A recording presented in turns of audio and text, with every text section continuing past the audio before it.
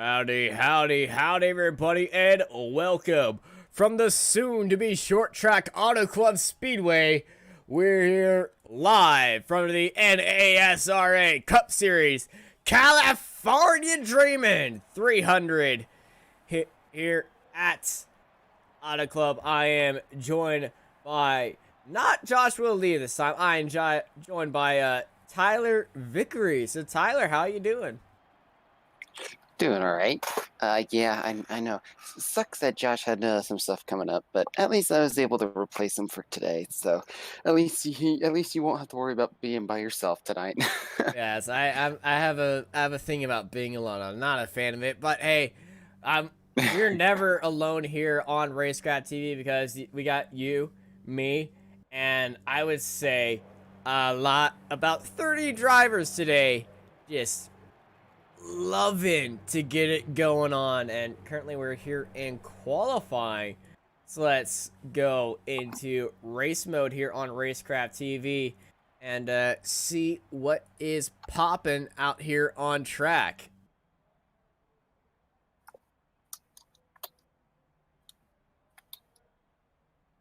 So currently on provisional pole it is Greg Wellen. Provisional pole with that time of 40.42 out on track. We do have a few drivers. This is Rhett Tucker right now. Everyone knows Rhett Tucker. We talk way too much about him. So we're going to switch over to number 9, our Bradley LeBoeuf. He's coming through turn 1. He's on a flyer right now, currently sitting in 8th place.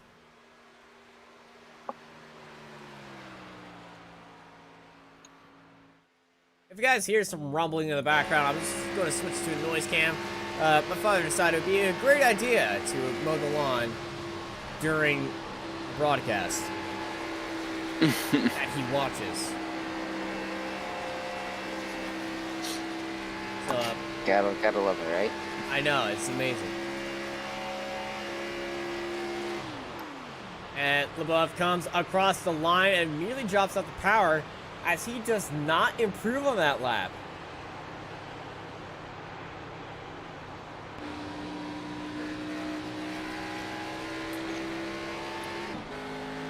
Let's run on board with Nathan Rogge, the 91.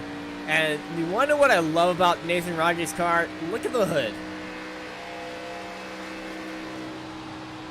You notice anything striking about that logo? Honestly, for me, I don't know, because my iRacing decided to crash on me, so that's always fun. All right, well, welcome to Racecraft TV Radio. I am your primary host, with Tyler Vickery being my DJ, and he's just going to fix something in the background. Do I need to rattle some cans and on a soundboard for you? I don't know. I'm kind of a bummer when iRacing for me decides to crash, so hopefully I can get this fixed and then I can at least see everything again.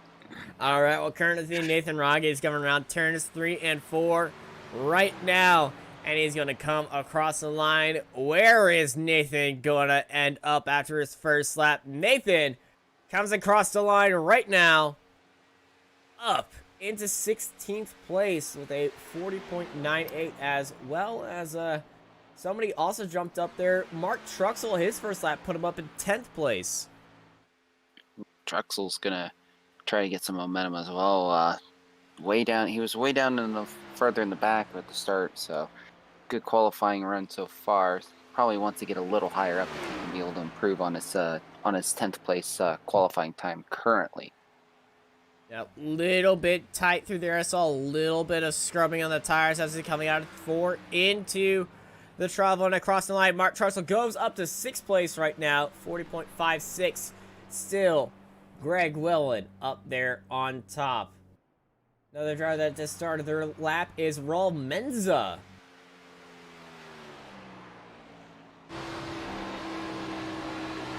And Auto Club is such a unique track. One of my favorites on the circuit. It's a shame that it's being changed out for a short track now. Yeah, I thought it was kind of odd myself. was weird seeing that was gonna happen. Something that it was. I mean, it was a shock to a lot of people seeing that pop up.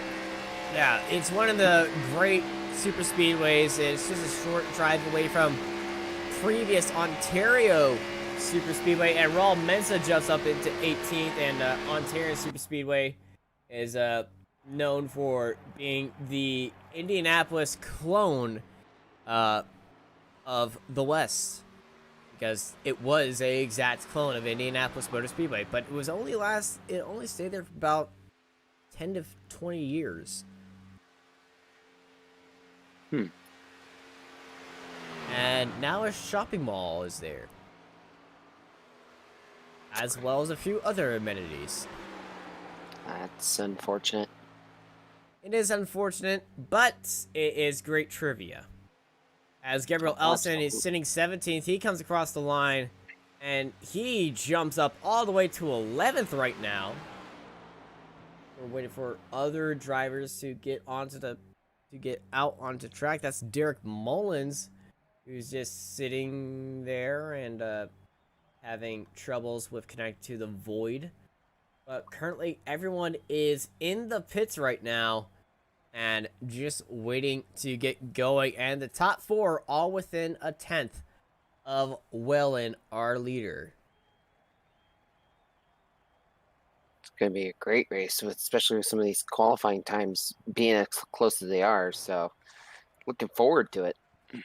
I am looking forward to it as well. 300 miles about to get underway here on Racecraft TV as the checker flag for qualifying is thrown. So let's get our grid up and running. Our starting grid for this race. Tyler, you're back. You can see this, right? No, I'm all right. still not Greg back. Wellen starts Scary. up on pole, followed by Chad Oxidine right next to him in row 1. They're followed by Max Steck, Ryan Kendall, William Locklear, Mark Truxall, Nicholas Sacco, Rhett Tucker, Keith Bradley the Buff, Gabriel Ellison, and Clinton Castleberry, your top 12.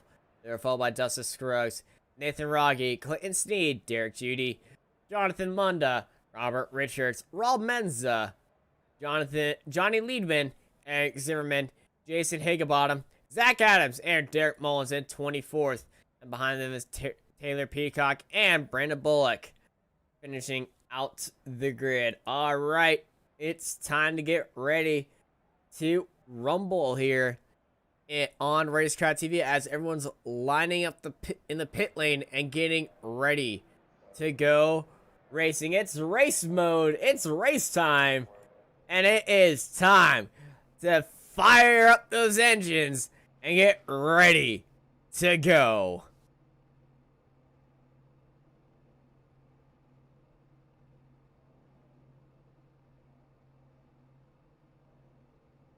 We're looking at our pole sitter of Greg Wellen right now, and he is sporting a very unique paint. Me a baseball vibe.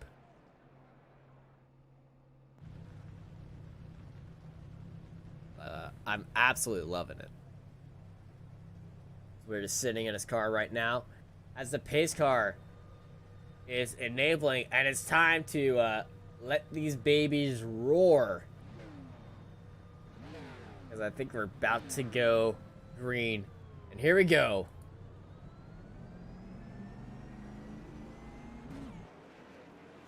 So that is not the,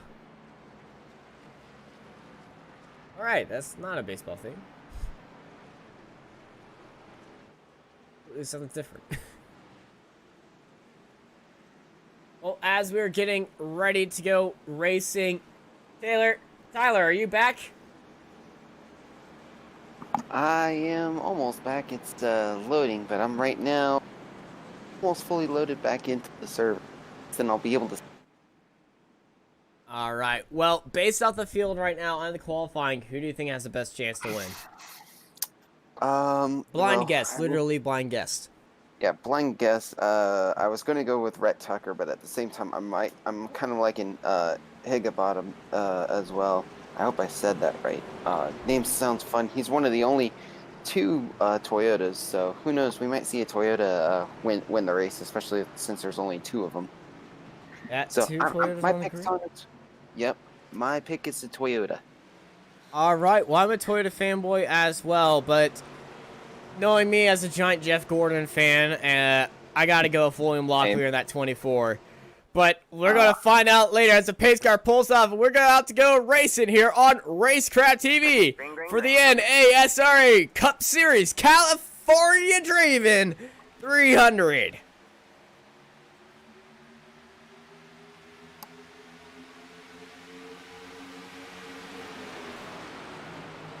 Great start, side by side, all the way. The 05 of Max Steck making his way into that pack. Greg Welland had that inside line and gets a good move on Chad Oxidine. As we look back through the field, everyone's playing around, but it's Welland, Oxidine, Steck, Locklear, Kendall, Sacco, your top 6. And the 68, getting a little bit, and whoa, that's Rhett Tucker in the middle. They're 3 wide back there. Boy, this could get really nasty. They gotta just watch it, especially very early on. Little bit of squeezing. That's Gabriel Ellison giving Rhett Tucker a little bit of the business right there. Moving up the track. Now, tire conservation is extremely important here at Auto Club. It's the super speedway that drives like a mile and a half. Oh, it absolutely does. You really can't hold the accelerator. If you have to at least lift off a little bit. If you try to hold the accelerator like a super speedway, oh, you're sliding up the track in a heartbeat. Yeah, the low banking here is very tricky on the mind. Going down low, that's Max Steck. He's going to try to slingshot around Chad Oxidine. Comes way up the track right there and oofs into Chad Oxidine. Man, that could have been a lot worse, but these guys are so far being patient here. They'll single file at least through to 5th, maybe further back. Nothing about that says nothing back. about that says single file. Nope, way further back yet. Nope, they're not single file. Can't guarantee that. But we'll see. Maybe in a few laps they'll start single filing out. You already see those guys up near the wall sliding around. We ride on board with probably the most insane chopper pilot I've ever seen. As we watch these guys just put down laps. 150 laps here tonight. And it's about to get even crazier as I spot the 24 of William Locklear. We saw him doing a lot of moves in practice. Sometimes some of those dangerous, but Locklear looking down onto the back of Steck. He's looking to make another move. He's holding down that inside line. He's got his nose ahead of the 5. Gets off the throttle to get back on it. The 5 gets pushed way up the track. The 24 gives him a block. And Locklear is up into 3rd. Well, look down low. Great move. Down low, that's Nicholas Sacco. He's looking to get a move on Locklear. Locklear almost chops the nose of Sacco. Sacco had to watch it there. He had to check him a little, but man, the 05 is falling back too. Is what Max Steck struggling. Gabriel Ellison was able to make it cleanly through, and now here's, or actually no, Gabriel Ellison's side by side with him actually, trying to get around him on the inside line. Yeah, side by side around here is all right to do, but this is the time, and Ryan Kendall, Keith Bradley is taking a trip, and Keith Bradley just hit the wall. Barely. Yeah, that was a little bit of damage there. It doesn't look to be anything significant, but boy, that could have been a lot worse. Looking at that right rear suspension right now, I don't see any damage on the side of that car. But, oh no, Keith Bradley got to the back of the 68. That could have been scary. Oh, we're 3 wide as well. Oh, 4 wide. I looked at making it 4 wide, but so far 3 wide, and 9's going to take advantage of this as Bradley Oh, Bradley, watch it. Oh, Bradley, oh, all over the track right now. And that couldn't get 68's into the wall. Closer. As soon as I say that, Kendall scrapes the wall. I feel like we're going to be seeing a lot of sparks flying back here. Oh, Battling wonderful. and just you know, fighting. But the fight up here at the front, Chad Oxnine's in the lead. I'm not sure when he got it, but Wellen is right behind him, and Wellen chasing down the hashtag for the Cup Busch car. And Wellen is just going to be sitting back there just dancing on the back end of Chad Oxnine. I think Greg Wellen's going to try to play feel-safe mode here, especially with how this track is, to lift off the gas a little. You can really save a lot of fuel here, especially when you're behind someone, especially how he's hanging behind the 4. So, We'll look back. Field strategy will be... Battle for 5th. Steck and Locklear. Steck looking out to the inside of Locklear right now. And it's just not enough speed, but just look at this train right now. Look at what's happening back there. Wow. That's battling for 14th right now. Struggs, ooh, boy. That was very dangerous. Keith Bradley died down in right behind Nathan Rogge, and Bradley now onto the inside Nathan Rogge as they go through the tri-hole right now.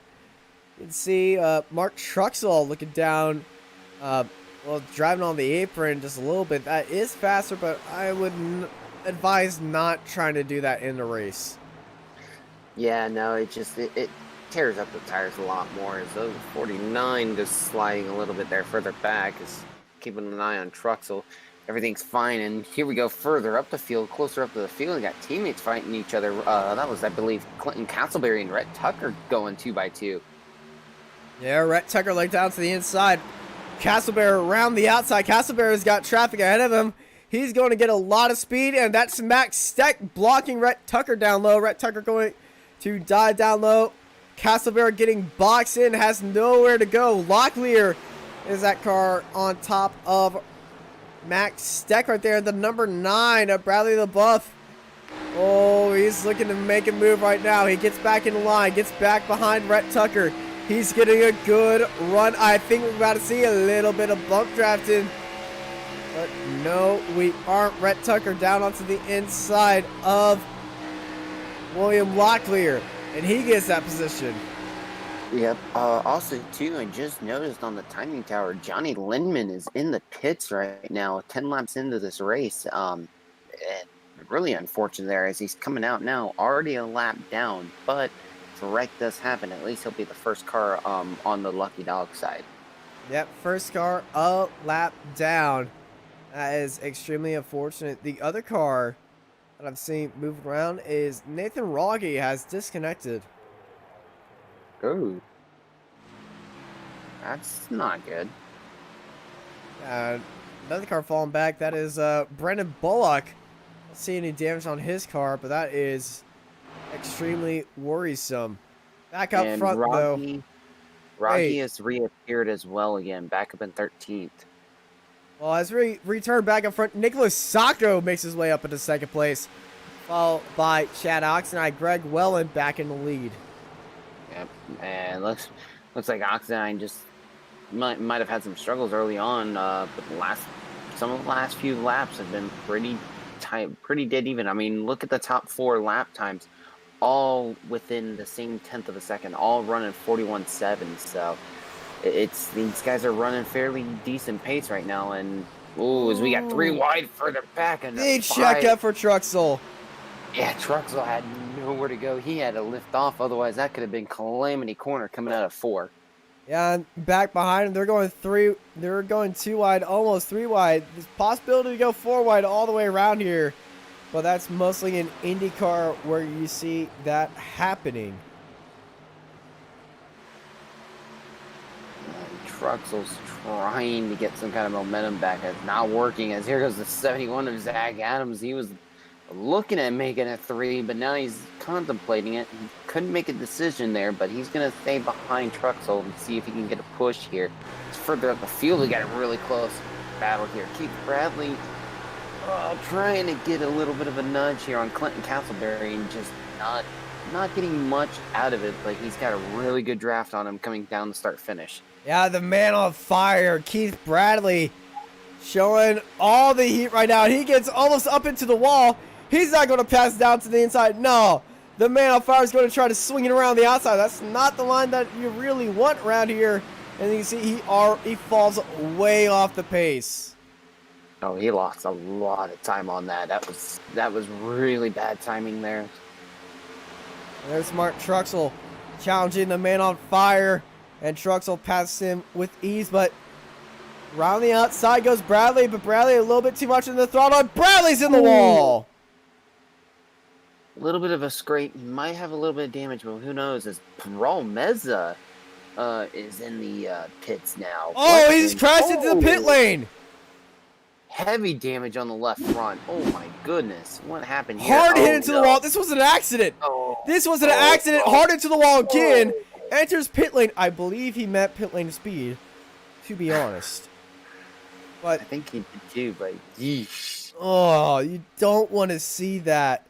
Raul Menza crashes into the pit lane. And that's going to be that was pretty much an instant fast repair because that left front camber was way too. And caution's out.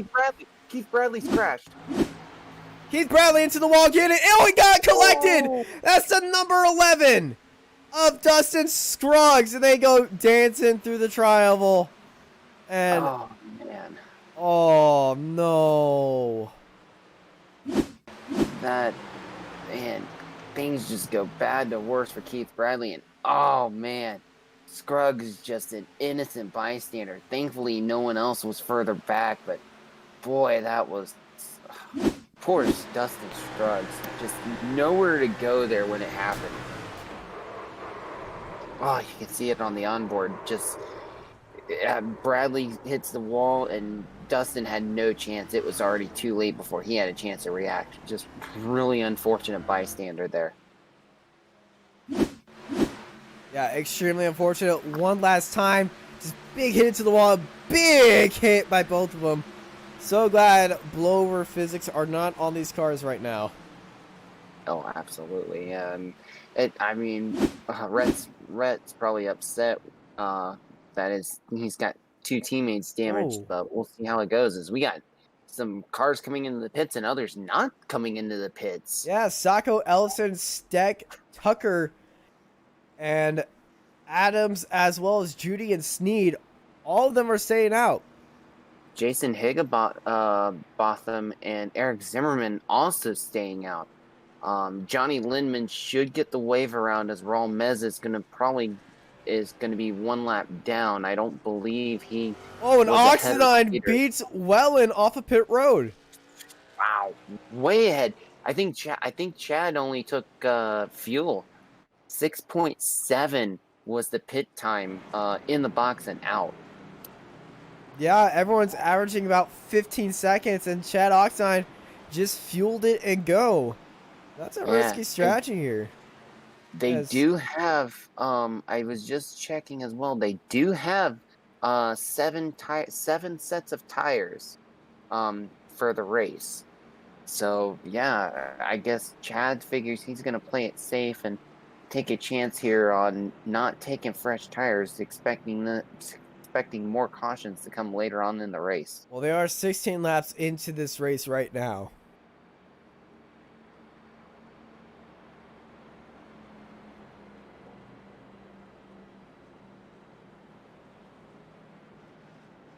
And really the stages are 45, 45, 60. So 45 lap first stage here at Auto Club Speedway is what we are prepared for. But we'll be right back. You won't miss a thing, as it's one very long lap to go, but just enough time for us to get an ad in.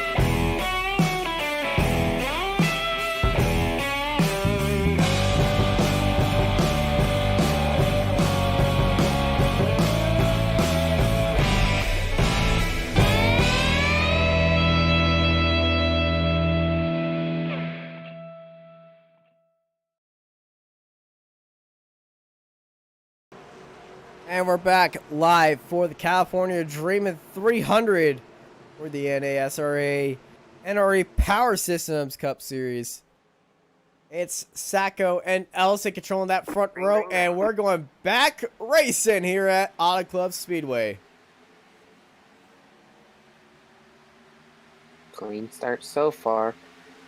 2 by 2 heading into turn 1. We'll see what happens here. Rex Tucker's giving a push to his teammate there of 27 of Gabriel Ellison. Actually, not a teammate. My apologies. And Rex Tucker, oh boy, here we go. Oh, he's all over the place. He was on the outside, then he's back onto the inside.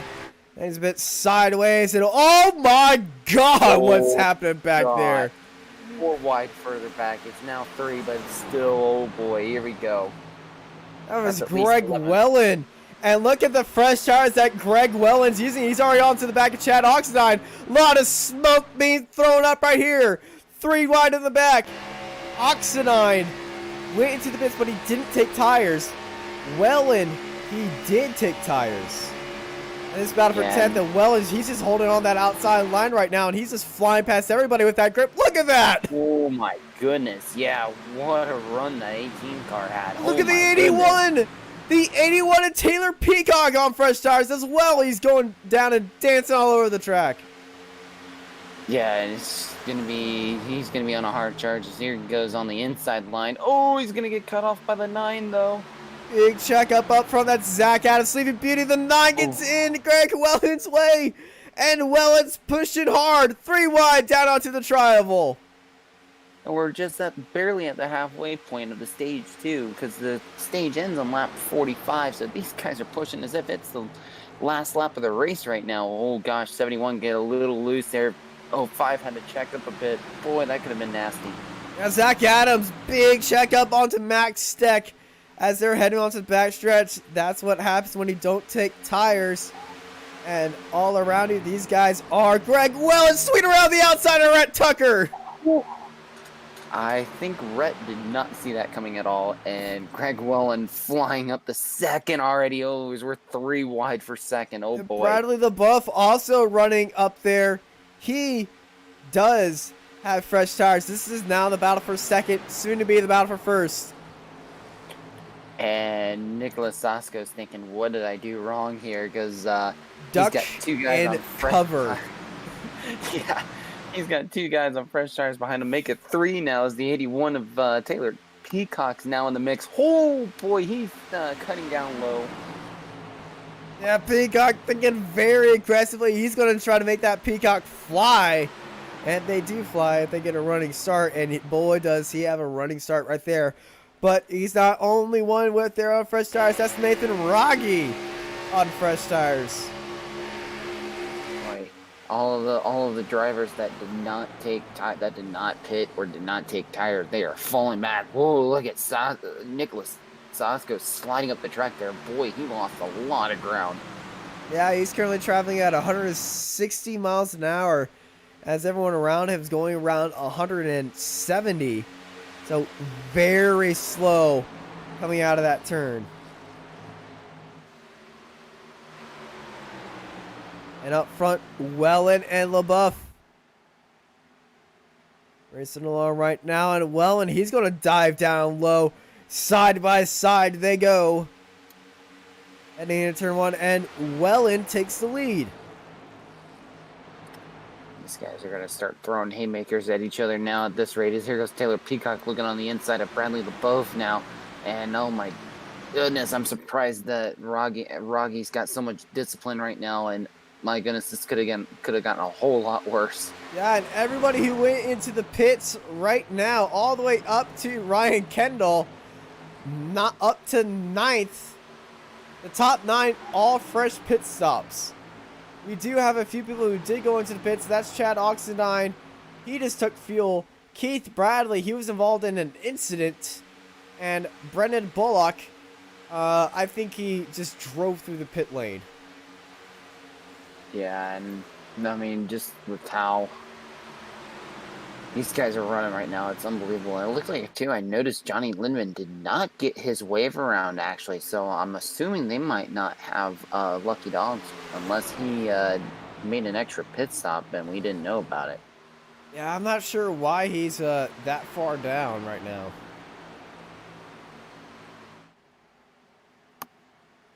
But these guys up at front, LaBeouf staying high as everyone goes down low.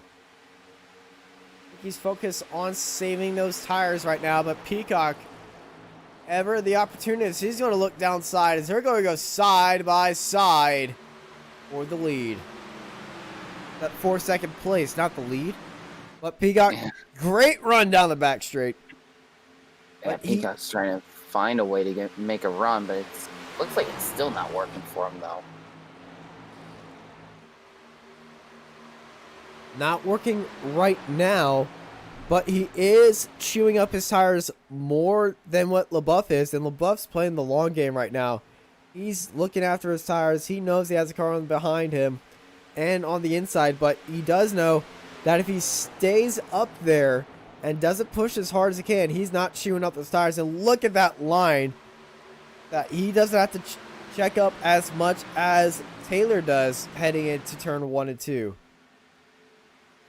And Taylor's trying to break a little bit of draft, but at the same time trying to find a run to get back around Bradley LaBeouf, and it's just not working out now. So it's to the point where he's got to figure out what he can do strategy-wise as we're about another 20 laps away from the stage. Actually make that 17 laps left until the end of the stage. So still a lot of question marks. Taylor Peacock's got a run here going into 1, but it's just not going to work as here goes that dirty air just hitting the car, and look at the 9 just pull away.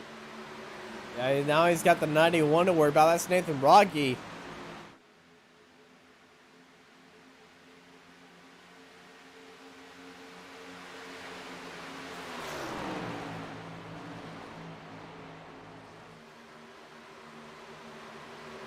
Rocky just trying to bide some time as here goes the 12. Also, Robert Richards keeping an eye on the Nathan Rogge, trying to be patient, and he looks like he's been saving some tires. We're on his onboard now on the gyro cam, seeing what he can do here. Just look how much banking this track has, and I mean, you won't see this kind of track like this anymore unless they give out the specs of what the new short track layout's going to be. But or iRacing releases the test model, because to see if those specs would have worked and made good racing, they brought it to iRacing for a little bit of a private test session, and according to iRacing, it works. Now, if they would release it publicly so that we could drive on it and fantasize. Yes. It will be very interesting.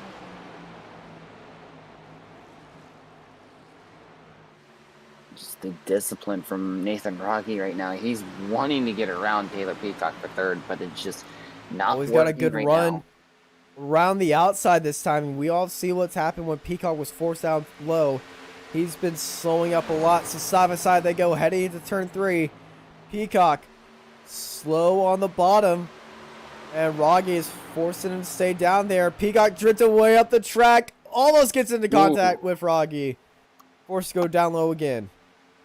That was very close. I mean, Rogge was able to try to be as disciplined as he can, and he looks like he might make a good momentum turn here, and he might clear the 81 now coming out of the turn, but I don't think it will. It's further back now. Clinton Castleberry's going to run on the 12, and oh boy, here we go. We got 2x2 fighting for third place right now.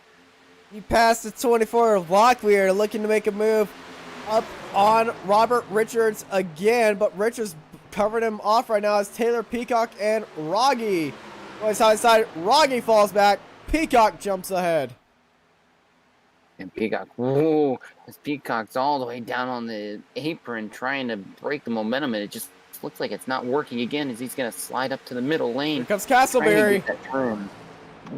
Castleberry is able to get a nice run. Oh, here we go. Castleberry might get aggressive here pretty soon if Peacock keeps trying to make it. Oh, boy, here we go. We might be 3 wide. Yeah, 3 wide. Oh, 4 wide. Oh, 5 wide. Physically 5 wide, but oh my goodness.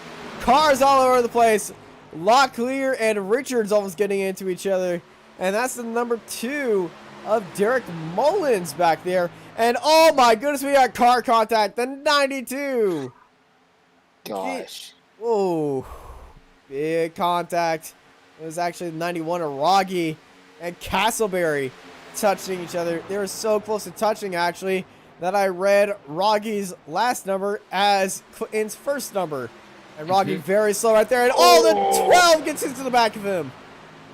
Yeah, Rogge came down on a late move to block, and boy, had the 12 of Robert Richards didn't check up a little, boy, that could have been a big turn there for Rogge, and he would have been turning into the wall instead. Now Peacock going miles up the track, almost into Hollywood, and he gets it into the wall. Boy, things are getting really dicey now here, fighting for third, and it's on as Clinton Castleberry's all the way up to the front, and you got 24 William Lockyer trying to hold out the 2 of Derek Mullins and Nathan Rogge. But boy, this battle's just getting more and more tight now. Yeah, it is a crazy tight battle as we have 12 laps to go in this stage, and this is just the battle for, well, what was third. It's now the battle for second. For fourth, 4 becomes behind 3, Austin. I did pass math, I swear.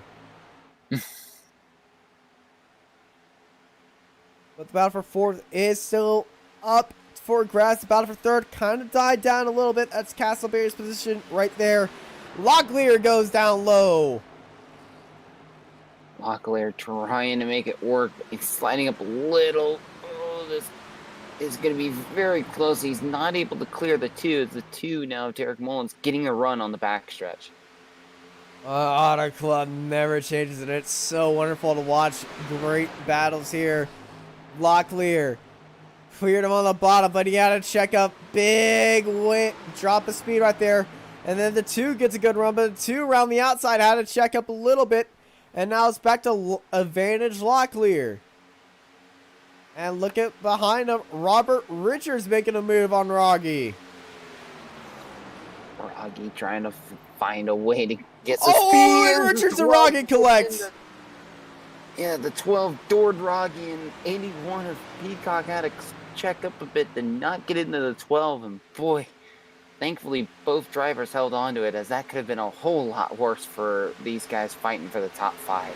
There goes Peacock down to the inside. He wants to make a move on Rogge, but oh no, he's going to get the 12 a little taste of his own medicine and almost doors him into the shadow realm. These guys are just door slamming after door slamming. Now we're 3 wide now, fighting for 7th place now. This is the widest 3 wide I've ever seen. And Ryan Kendall almost gets into Taylor Peacock. Gosh, I'm impressed they haven't wrecked yet. There's a few times I've been worried about some big calamity corner happening, but these guys are really disciplined. What a move so far. Yeah, now as we look above them, as let's ride with Taylor Peacock, everyone around him and ahead of him has pretty much widened out, and oh my goodness, almost got into the 12 of the slightly dangerous Robert Richards, which is probably not a name you want to be driving around, but judging by the damage on the back right corner of his car, he's been in a few incidents already. Yeah, and we got cautions out. Clinton Sneed around. Clinton Sneed in the 49. What happened here? Oh, this could be really bad. Oh, heavy hit. Ouch. Yeah, that's gonna. Oh, look out! Who was not having to take evasive action? Not sure. Boy, he had to go all the way down to the apron. Almost went into the grass trying to avoid Sneed, and Sneed with some heavy front damage. It looks like he did get into the wall, saw the 12, recorrected himself, and instead of collecting another car, this ended his race right there.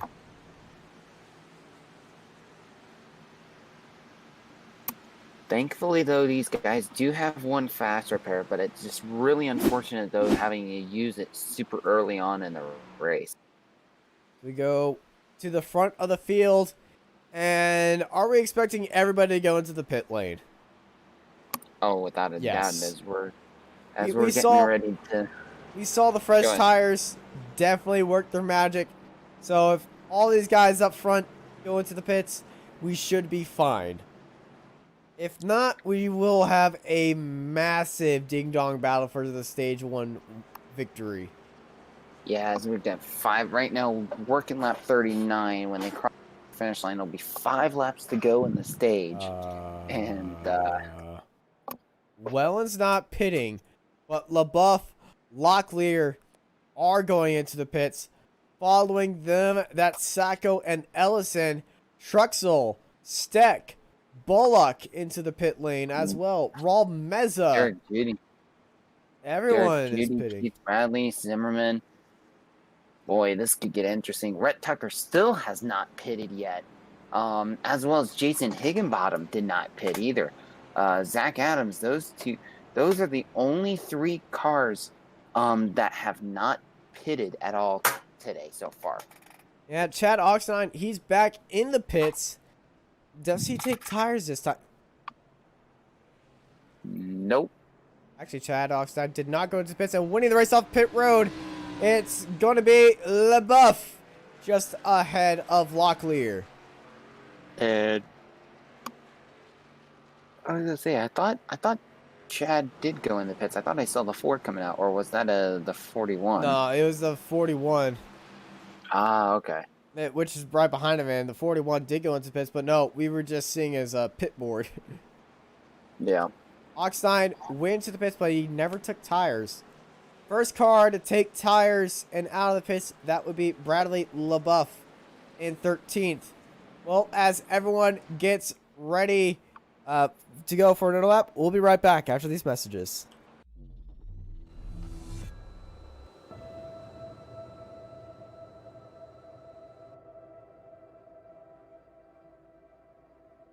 Can you see it? It's right there.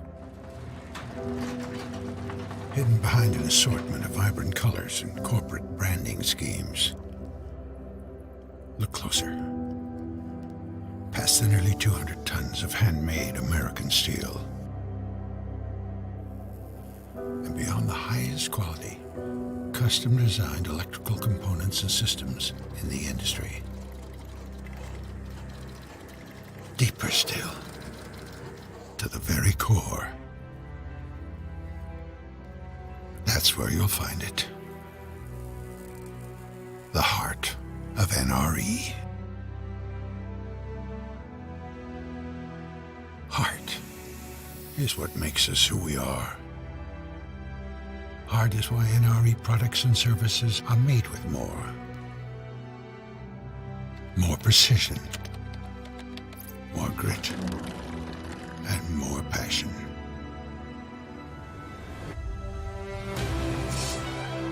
We're the largest independent supplier of locomotives, parts, and components on the planet. Vertically integrated and strategically positioned for multiple domestic and international facilities. Our capacity and efficiency are simply unmatched. Fast and worth ethic, and sealed with a calloused handshake.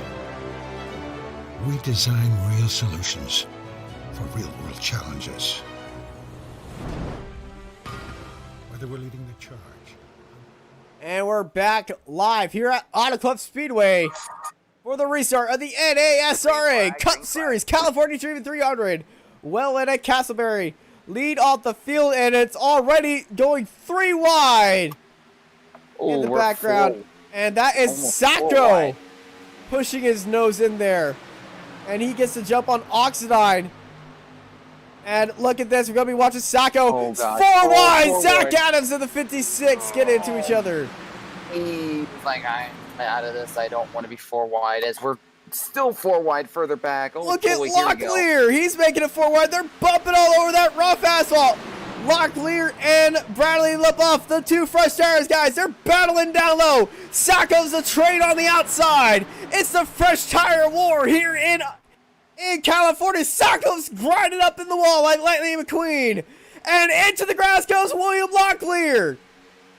Gosh, Sacco's hoping no one gets in front. Here goes Taylor Peacock in the front. And here goes Sacco. Oh, and Locklear's blocking. or not Locklear, that was Taylor Peacock blocking Sasko. Sasko losing a whole bunch of time as here we go. Oh gosh, that was close. Oh man, they're all over the place.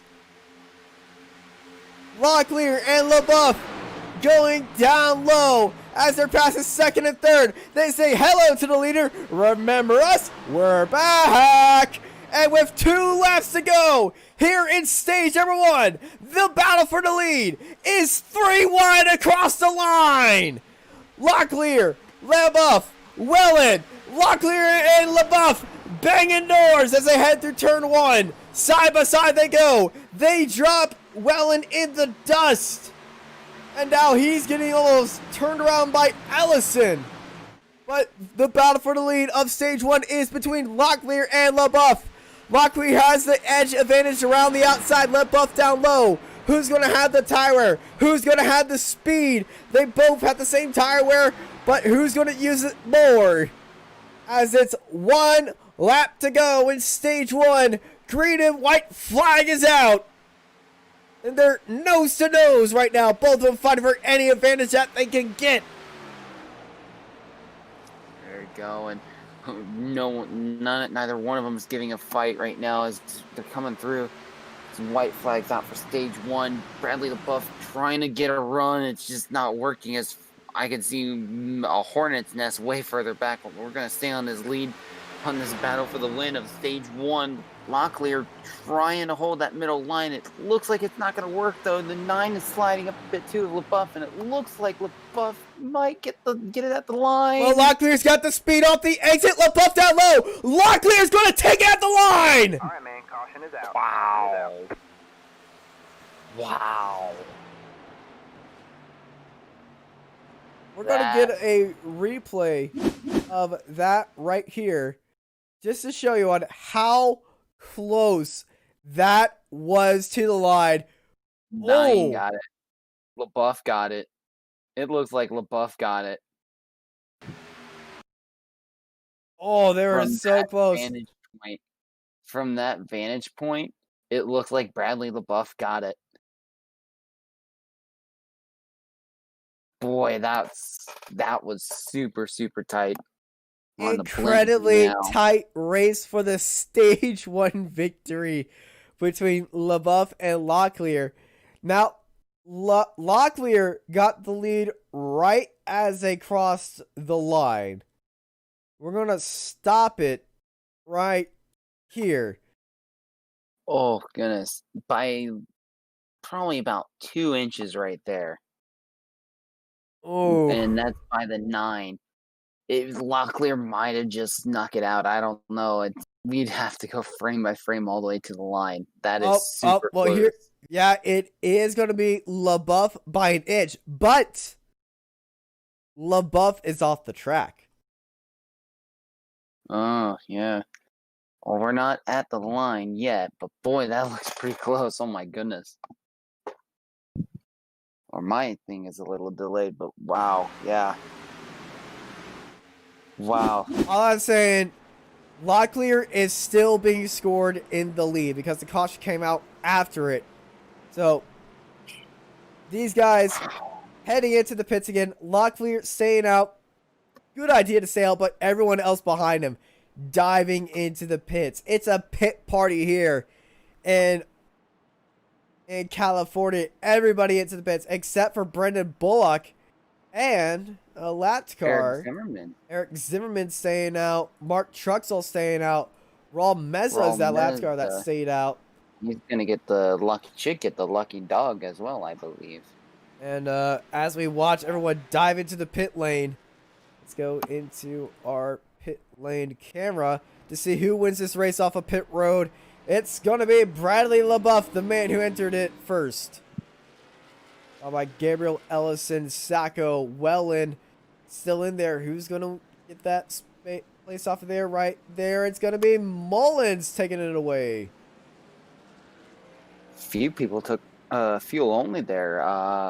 Bradley LaBeouf, Gabriel Ellison, and Nicholas Sacco all taking fuel. Well, actually, I'm not surprised by this because they just went into the pits to get tires on lap 39. On lap 39, yeah. Yeah, just Boy. like Locklear and Bullock did, as well as Zimmerman and Truxell did. But I do believe that Locklear, though, is the best out of all three of those guys behind him, because all three of those guys, their last pit time was 44:38, and Truxell actually has fresh tires from Boy. lap 39. He's just been bullied around on that restart. Yeah. This ought to be a fun start to stage 2 now. Well, as everyone is getting back and ready to get going green, we're going to go for a little bit of an ad break as they have just a few more corners left.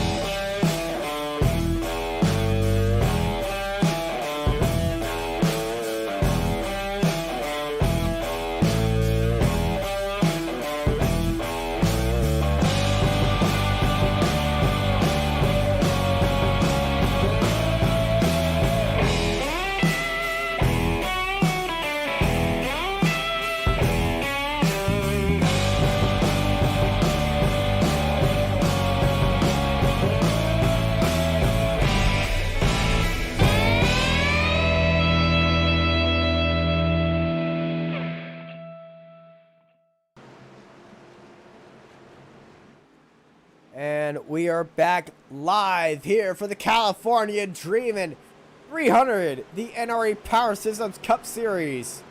Live from Auto Club Speedway. The lights are out on the pace car. And we're going back to green flag racing. And here we go.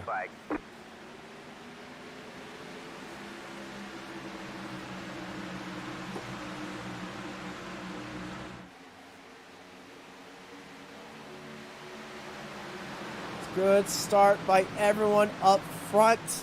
People to keep your eyes on is Bradley LaBeouf, as he did take tires. He's already making some moves.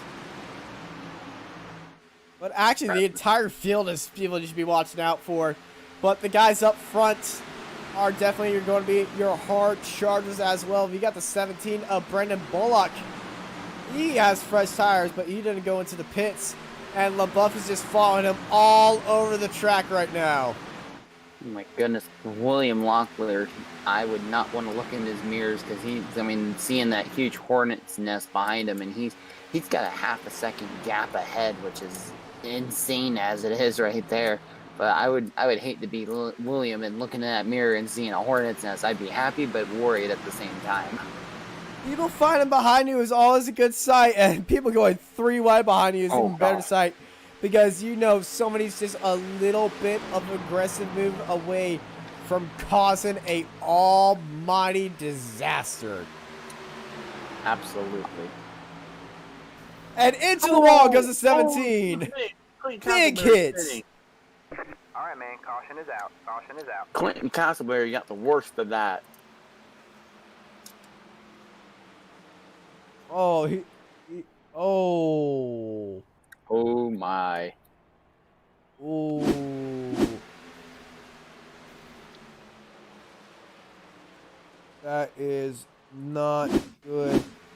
Big hit for Castleberry. I'm trying to see where exactly that hit happened. Ooh. Big checkup right there. Few different instances. Ah, there we go. 94. Oh, that was Rhett Tucker who delivered that blow. Yeah, but it started from Eric Zimmerman in the 94, scraping the outside wall and coming right back down. Oh man. Max Stack in there. Boom! 2 Rhett Tucker cars involved. Yeah, Rut Tucker Racing is not having the best of nights right now. My goodness.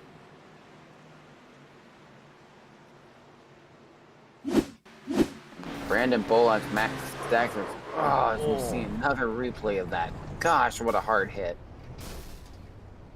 Massive hit for Castleberry. Yeah.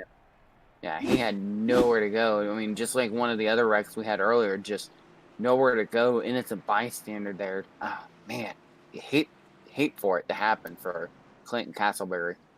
Yeah, you absolutely do. And everyone, they're already side by side. And it's not, the pace car lights are still on. So, we're going to go back to for a break.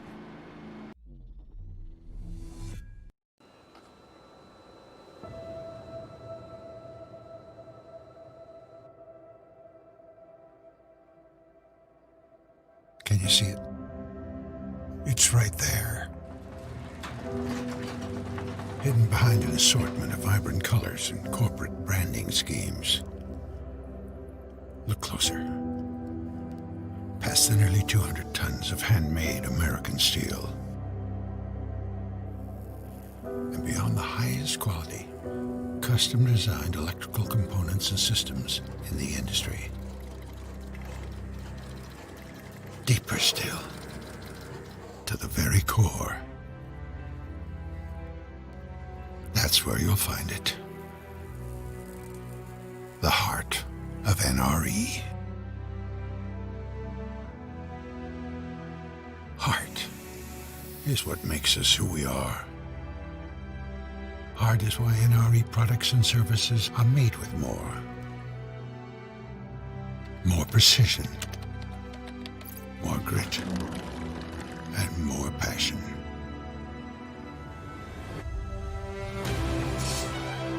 We're the largest independent supplier of locomotives, parts, and components on the planet. Vertically integrated and strategically positioned for multiple domestic and international facilities. Our capacity and efficiency are simply unmatched.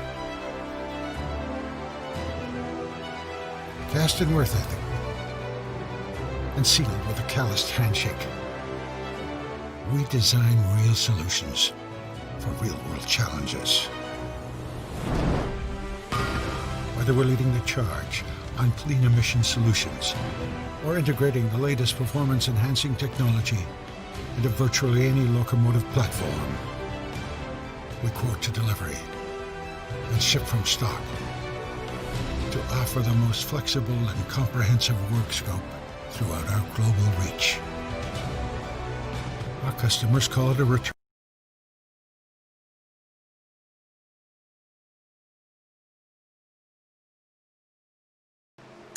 And we're back here live and about to go back to Green Flag Racing here at Auto Club Speedway for the NASRA NRE Power Systems Cup Series California Dreamin 300. And it's Locklear leading it out. It's a great start by him. Ellison gets a great start as well. And he jumps Bradley LaBeouf. And LaBeouf almost fresh. Everybody else behind Locklear is on the freshest of fresh tires in the field. But did that caution in those early running laps calm down their aggressiveness? I want to say no, but I mean, who knows what to expect here is Locklear is able to hold contact point. behind him. Mullins hard hit into the 18 of Welland.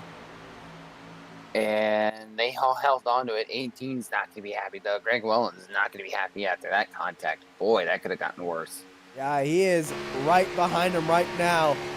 And if this was a cage match, I would guarantee you the two be ending up in the wall. Oh, without a doubt. So there's a caution, and the two ends up in the wall. We might know what happens. And speaking of what's happening, look at what's happening up front. Locklear and Ellison side by side for the lead. Ellison, though, on those fresher tires, then Locklear. Looks like Locklear might be able to hang on to it. Barely going to be ahead at the line by 0.003 of a second, or actually 0.03 of a second. Now he's getting some help from the 29 of Nicholas Sasko on that fresh tire, on that fresh rubber now. Now Chad Oxenine, he's looking down low. And Oxenine just set the fast lap of the race. They're 2x2. 2 wide. Make that 4 wide. Oxenine just joined the party. He's looking down low for the lead. And big checkup for Ellison. Yeah, Ellison had a check up there, otherwise he'd run into the 4. The 4, ooh, he gets a little sideways, but man, William Locklear able to hang on to it again. Especially, I mean, impressive run right now for William Locklear compared to all the other drivers that have taken the chance on staying out on older tires. Yeah, he's got 8-lap older tires compared to everyone else, so he's going to hit that wall faster than everybody else, but he's holding his own with everyone. And it looks like Chad Oxenine might finally get that momentum heading into turn 3 now, side by side. But it looks like Williams able to hold a little bit more speed, and here we go. But here goes the momentum of Chad Oxenine. He might be able to clear him coming down to the start-finish line. He's got to check up a lot to avoid Locklear, and Locklear is getting a lot of help behind him by Ellison, and Ellison is helping out Locklear a lot, and this is smart. He's letting Locklear continue to contend with Oxenine to chew up Oxenine's tires, and now that Oxenine is back in the lead, here comes Ellison down to the inside for second place. Ellison's got the momentum, but here goes William Locklear coming down on the inside. Locklear's not even giving it up. Yeah, he's trying to see if he can get back to the point, and just maybe might get it side by side coming down the start-finish line. Now these guys racing it down hard and dirty here in California. And William back up to the point. Chad Oxenine's running that middle line as William Locklear comes back up to the Look at front, Ellison! back up to the front again. Oh, Oh, boy. and Oxenine and Ellison almost getting into each other. That was close. That was very close. Extremely close. They're side by side for P1 and 2 and 3. As Sacco and Ellison almost did a little bit of bump drafting right there, and Oxenine back into the lead, back down low, and it's Locklear round the outside. Williams trying not to give it up, as we might see William take it down low as they're coming out of the going down the backstretch now. William will probably send it down low again, as these guys are still fighting for that lead. Right on board Gabriel Ellison, who definitely has the best seat in the house, and it looks like Oxenine does have some damage on the back of his car. Oxenine getting way up the track, has to check up a lot, and here comes Ellison. Ellison's trying to make the move as Oxenine's having to fall back. Oh boy! And look at third as well. Yeah, that's Rhett Tucker down to the inside. He wants a piece for third. Boy, this got interesting. And Chad Oxenine loses 2 spots from the lead there just from that move of William Locklear, who is still on those older tires. As looks like we might have, I believe that was Sasko looking at going 3 wide there for a moment. Yeah, Sacco going to the inside of Rhett Tucker and Sleeping Beauty of Zach Adams. But this fight for the lead is so interesting right now. Everyone on chewed up tires, but Locklear on the oldest of tires. Oxenine looking down low again. Gosh, just But Locklear just had the mid-corner speed just to pull it off, though. he just might. I mean, the corner speed that Locklear has is unbelievable. As Oxenine now is falling into the line now with Gabriel Ellison, and we're 2 by 2 further back for 4th. That's Rhett Tucker and Zach Adams. They're still side by side.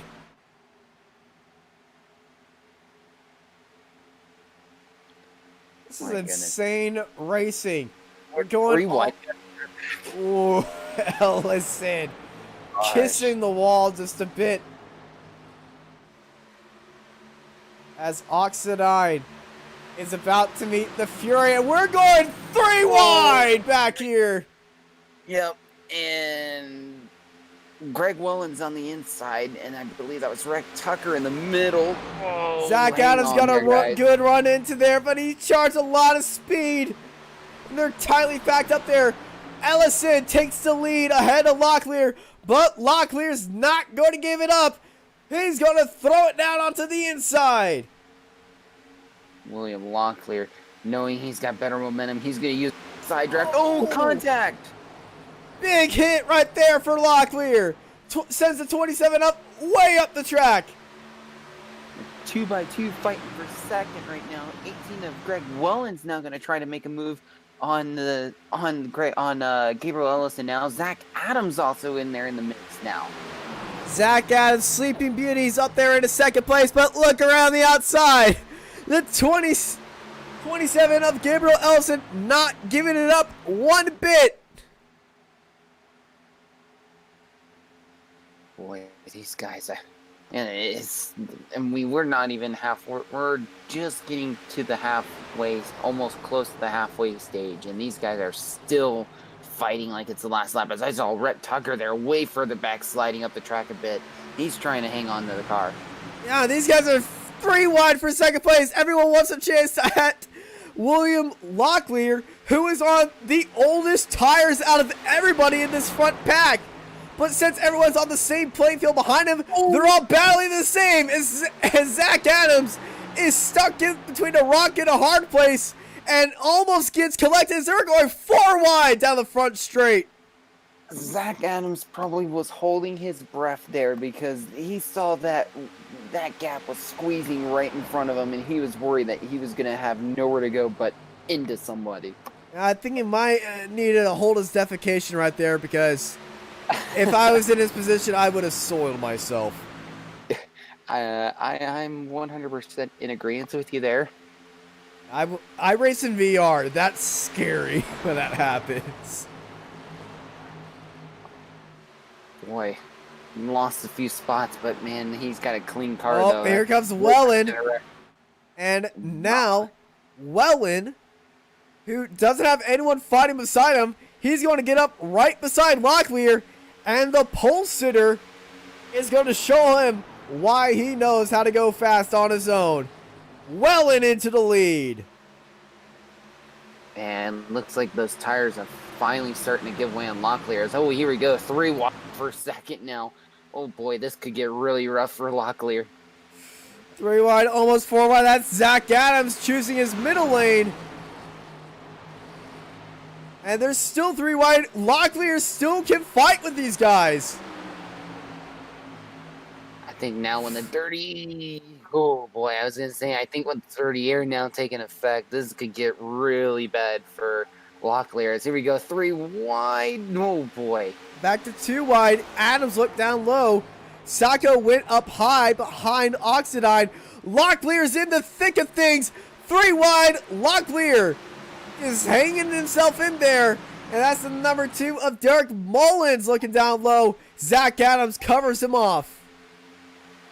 Yeah, Zach Adams is trying to defend everything he can. With Locklear's just sending it into 3.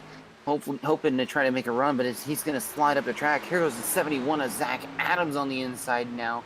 56 of Jason Higginbottom is going to try to give Locklear a push to try to at least stay up there, but it looks like it might not even work. If everyone fighting, that's allowing Greg Welland to just pull away from everybody else. That's about it for second between Oxide and Sacco. This is about it for second. There's Greg Welland up in the lead, and a lot of smoke back there. No, so far looking at the speeds, no one dropped a big amount of speed, so everyone's still hanging in there. Everyone is still on the lead lap as well. So very impressive for these guys so far. Very clean as well, as there is just 20 laps to go in stage number 2. 45 laps here. We're ending this one on lap 90.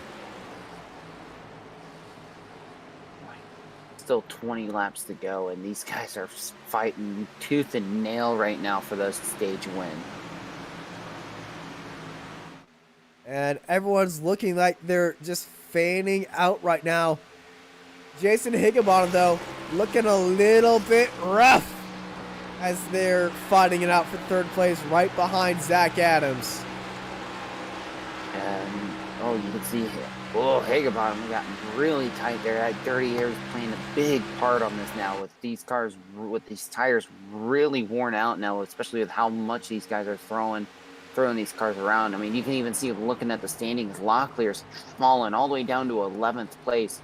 So that tire fall off is starting to really be a factor now. Oh boy, he is 3 wide in a hornet's nest now. I don't think he cares. All tires are not. William Locklear is going to fight. Yeah, absolutely. My goodness, I'm surprised he's able to keep that car together. Oh my, oh gosh. He's dead, Jim. Stop, he's dead. Boy, that couldn't have gotten any closer. Now that's the man on fire below him, Keith Bradley, pushing Locklear up into... Nope, that's not Keith Bradley. That is the 92 of... Keith Bradley. No, that is Keith... No, Keith Bradley's the 68. Oh, no, that is Keith Bradley. Yeah, Ryan Kendall's the 68. Ah, that's what I clicked on. See, when you're cross-eyed most of the time, this is what happens. So Keith Bradley almost gave a little bumper there. Jason Higginbottom's now trying to close in on Nicholas Sasko as he was able to get ahead of Derek Adams. So this battle's getting a little tighter now. We're right on board with Greg Wellen. Looking back at the field behind him as everyone's spread out right now. And this is a great view to see what's happening behind you.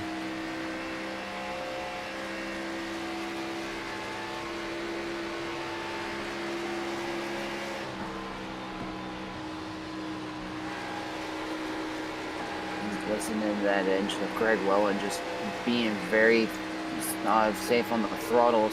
You can see way further back, the battle way further back, but everyone's single file now, just biding their time with these tires because these tires have really started to drop off recently. Yeah, but this battle for the lead is starting to heat up between Wellen and Sacco.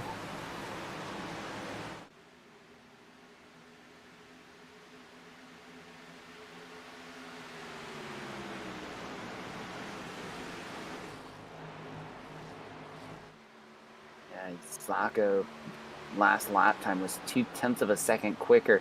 Jason Higginbottom even 0.3 of a second quicker than Greg Wellen. So these three guys are getting ready to probably might have a really good battle here for the first place in the stage. As they're 15 to go this time for the stage. Higginbottom using up all the drafts. He is traveling faster, a 10th faster than Wellen and Sacco. And that draft is helping to catch up, and I think we might have a three-way fight for the lead with just 15 laps to go here in stage number 2.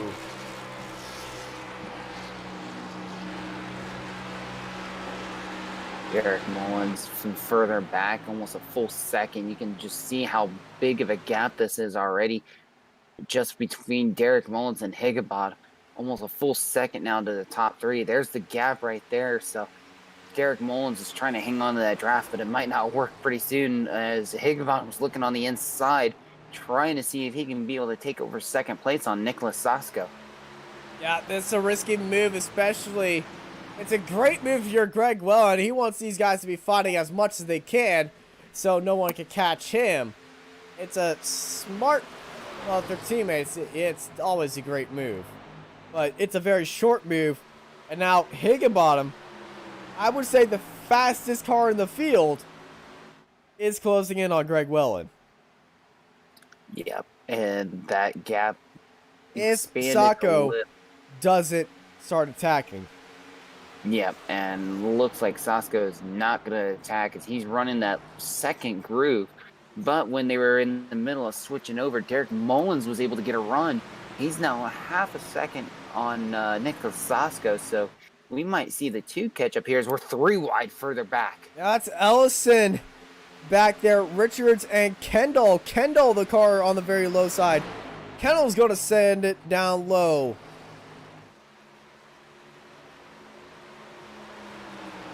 And just like that, Kendall made quick work as the 12, though, of Robert Richards trying to make a move now. 2 side by side with Robert Richards now.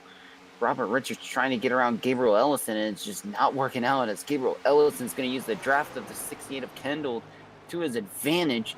It just overdrives the corner, and 12 may just barely get ahead of him. At 12 inches ahead. Now Ellison just dancing back there. We're going to switch back over to the fight for second place and hopefully the lead very soon. So we're riding on board with Nicholas Sacco. Saka only 10th of a second behind Higginbottom. Higginbottom has been gaining on Greg Welland, though. This hopefully, probably as we're getting close to almost 10 to go, we're getting ready to complete lap 80. And Higginbottom is just closing that gap ever so slightly. 4/10 separate Higginbottom and Welland, and that gap is falling down.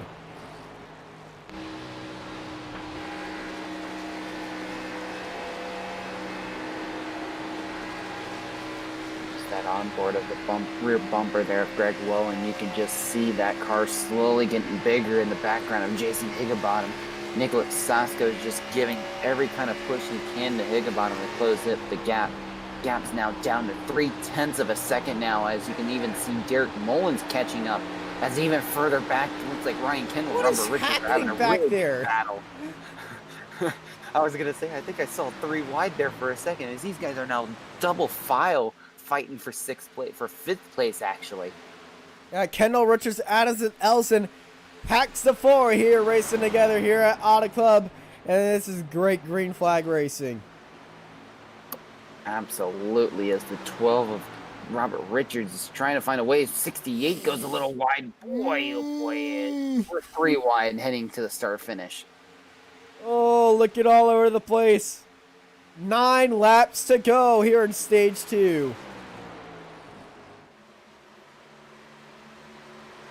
And while that was going on, Nicholas Sasko got back around Jason Higginbottom, but that gap, though, is... Oh, we got a caution.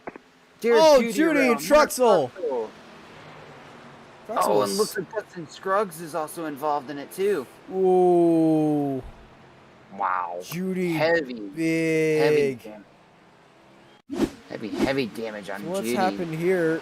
Judy and Truxell. Oh! Oh, man. Oh! Big hit on the 5. Boy. Could this stage get any crazier? So we're riding on board, and the 49 gets driven into by Castleberry, who just carried so much speed into there that it just literally killed the 49 into the 05 Aztec. And, well, Castleberry avoided that, but look at the back of Clinton Sneed. Yeah, he's got a lot of damage on that back. But boy, that 5.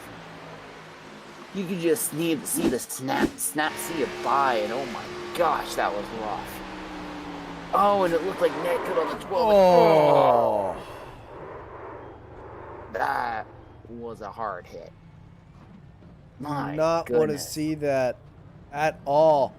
So that was all because Clinton Castleberry, and Castleberry did pay a price for that. Look at the front nose of Castleberry. Yeah, that thing is caved in. Yeah. And these guys do have a fast repair, so some of these guys are going to use fast repairs. Everyone's coming into the pits except for Greg Welland and Derek Mullins, who have stayed out. I'm surprised Locklear didn't go into the pits. Didn't stay out. Yeah, but I think he knows that. I joke. I think everyone knew that it was the best time to pit now, as looks like Jonathan Munda stayed out as well. So we got 3 cars staying out on track. Man, he's going to beat everybody, and he wants some good track position. But these guys going to race it out for the lead going into the end of stage 2, which when we left was only just 7 laps left in this stage. So when we go back to races, it's going to be about 5 laps to go. Yeah, roughly. So all eyes are going to be Sacco, Higginbotham, Kendall, Ellison, and Richards, your top 5 of fresh tires.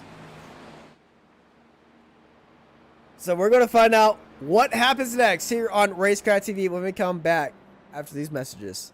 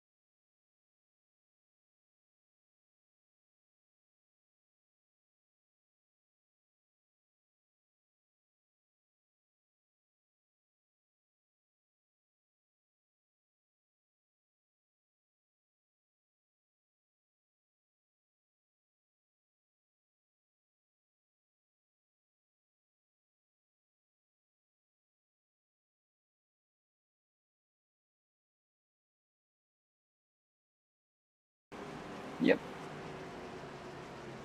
And we are back live here on Racecraft TV. The lights are on the pace car. There's only a handful of laps left here in stage number 2 for the NRE Power Systems Cup Series. California Dreamin' 300 here on Racecraft TV. Wellens lead out the field with Sacco right behind in third. And Sacco, the reason why I mentioned him, he's the first car ahead on super fresh tires. And here he goes already. And just like that, it didn't take long at all. Here goes Sacco just flying by Derek Mullins, and now he's already got a eyes set on Greg Wellen that quickly. Look what's happening behind him. As there's a hornet's nest further behind. That's Zach Adams down, way down low, and he almost gets up into Chad Oxidine, who goes way up, and Oxidine is sideways for a bit. Boy, good save. Oh, now he's trying to be defensive. Oh my goodness, here we go. We got 4 wide right now at the start-finish line. Oh, it could get worse. Oh my goodness. What a move right now. As Ryan Kendall now takes the lead. Jason Higginbottom. Yeah, Nicholas Sacco's in the lead. Oh my goodness, 3 wide further back. Almost 4 wide. And oh, the 18 of Wellen! Wellen, sideways! Adams, sideways! Pete, big crash! 71 definitely involved with Zach Adams. I don't know who else got involved, but oh my goodness, that was bad. Oh no, that's number 2 of Derek Mullins. Mullins. Well, didn't I predict that he would get into a crash? Yeah. All right, so Adams started that, and then got turned and snap overs here. Gosh. And then Derek Mullins had nowhere to go with that. Oh, well, that's a nice little nose cam shot. Oh, look, yeah, let's just, Boy, oh boy. this is on board, and you just see what's happening. At this point, you're just like, oh, crap. Yeah. Yeah, Mullins is an innocent bystander there. Oh my goodness. Yeah, Heck so of a save. Adams Yeah. bumped there, and then Peacock got into Adams, and that sent Adams into a mad drift, bro. And it looked like he held it. And then the grip And then came in. And tires came in, hard into the wall. Hello, Mullins. How are you doing? Hey, how's the Yeah. family? Hey, you want to go get a bite to eat? Yeah. You didn't buy me dinner, but I'm guessing this is how a relationship is formed. And yeah. my goodness, that was hard impact. Oh, they're pulling into the pits right now, and somebody's got a barbecue running. Yeah, that's, I believe, Zach Adams further up ahead. Believe, just make sure it's all live, because for some reason on me it's saying replay for some weird reason. Oh, we're live. But, alright, cool. But yeah, boy, that was rough. That was very rough as we enter as we're on lap 88. We're going to be finishing this stage under caution.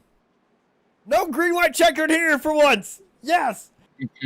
I'm showing my IndyCar bias. I am so sorry. Yeah,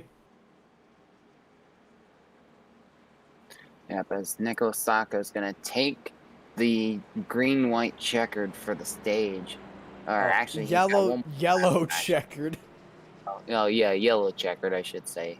As he's actually got to complete one more lap as we're getting ready to finish lap 89. So some of these drivers might not even be able to pit. Nah, these guys are not going to pit. That's why everyone stayed out. They know on how close that. If I looked at some of the drivers though, if we finish this stage under caution, are they going to throw another manual caution? Or I don't know. That's where I would be. Like if I was below like 11th or further back, I would have been diving into the pits getting tires. Well, people who did dive into the pits that time Greg Wellman's back into the pits once more. He's got to get some damage repaired on that Other people who went in there, Brendan Bullock, Zach Adams, Derek Mullins, no duh, and those are the guys in the pits. Yeah. Eric Zimmerman as well. He's a few laps down. Lights are out on the pace car, so we're going to be finishing the stage under yellow, unless these guys are going to do the most dangerous thing I've ever seen and go one lap shootout, yellow flag. We'll never know. And I mean, they wouldn't be able to because this is the end of lap 90 right here. Yeah, there it is, and they wouldn't even be able to get. They wouldn't even be able to get one lap in. Yeah, and I think they're all talking about it right now. And I think they're going to be throwing another caution once more because everyone has died back down low, even though the lights are on the pace car. I think we're about to listen to our spotter say we're staying under caution.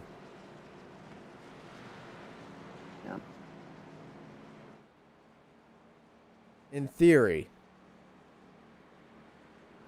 I believe they're going to throw what I'm thinking is the pace car will come in, they'll trigger green flag, and then they'll throw the manual caution real quick as well. As pace car's in, everyone is still single file and waiting for the green flag. Green flag. Green flag's out, and then might see a manual caution here, or they might just do a manual pacing. And at a whopping speed of 74 miles an hour, Sacco takes stage.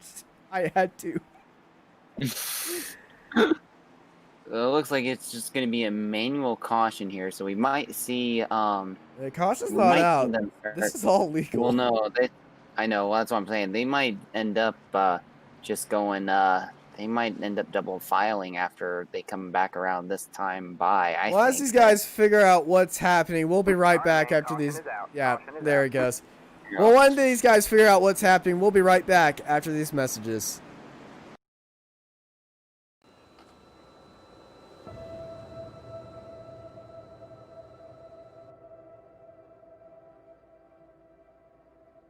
Can you see it? It's right there.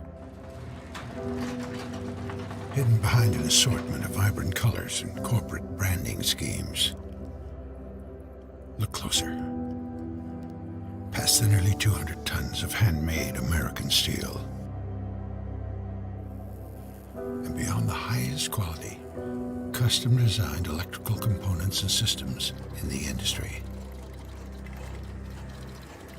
Deeper still, to the very core. That's where you'll find it. The heart of NRE. Heart is what makes us who we are. Heart is why NRE products and services are made with more. More precision, more grit, and more passion.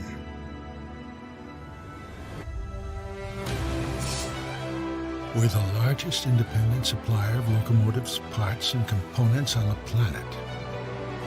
Vertically integrated and strategically positioned for multiple domestic and international facilities. Our capacity and efficiency are simply unmatched. Fast and worth ethic, and sealed with a calloused handshake.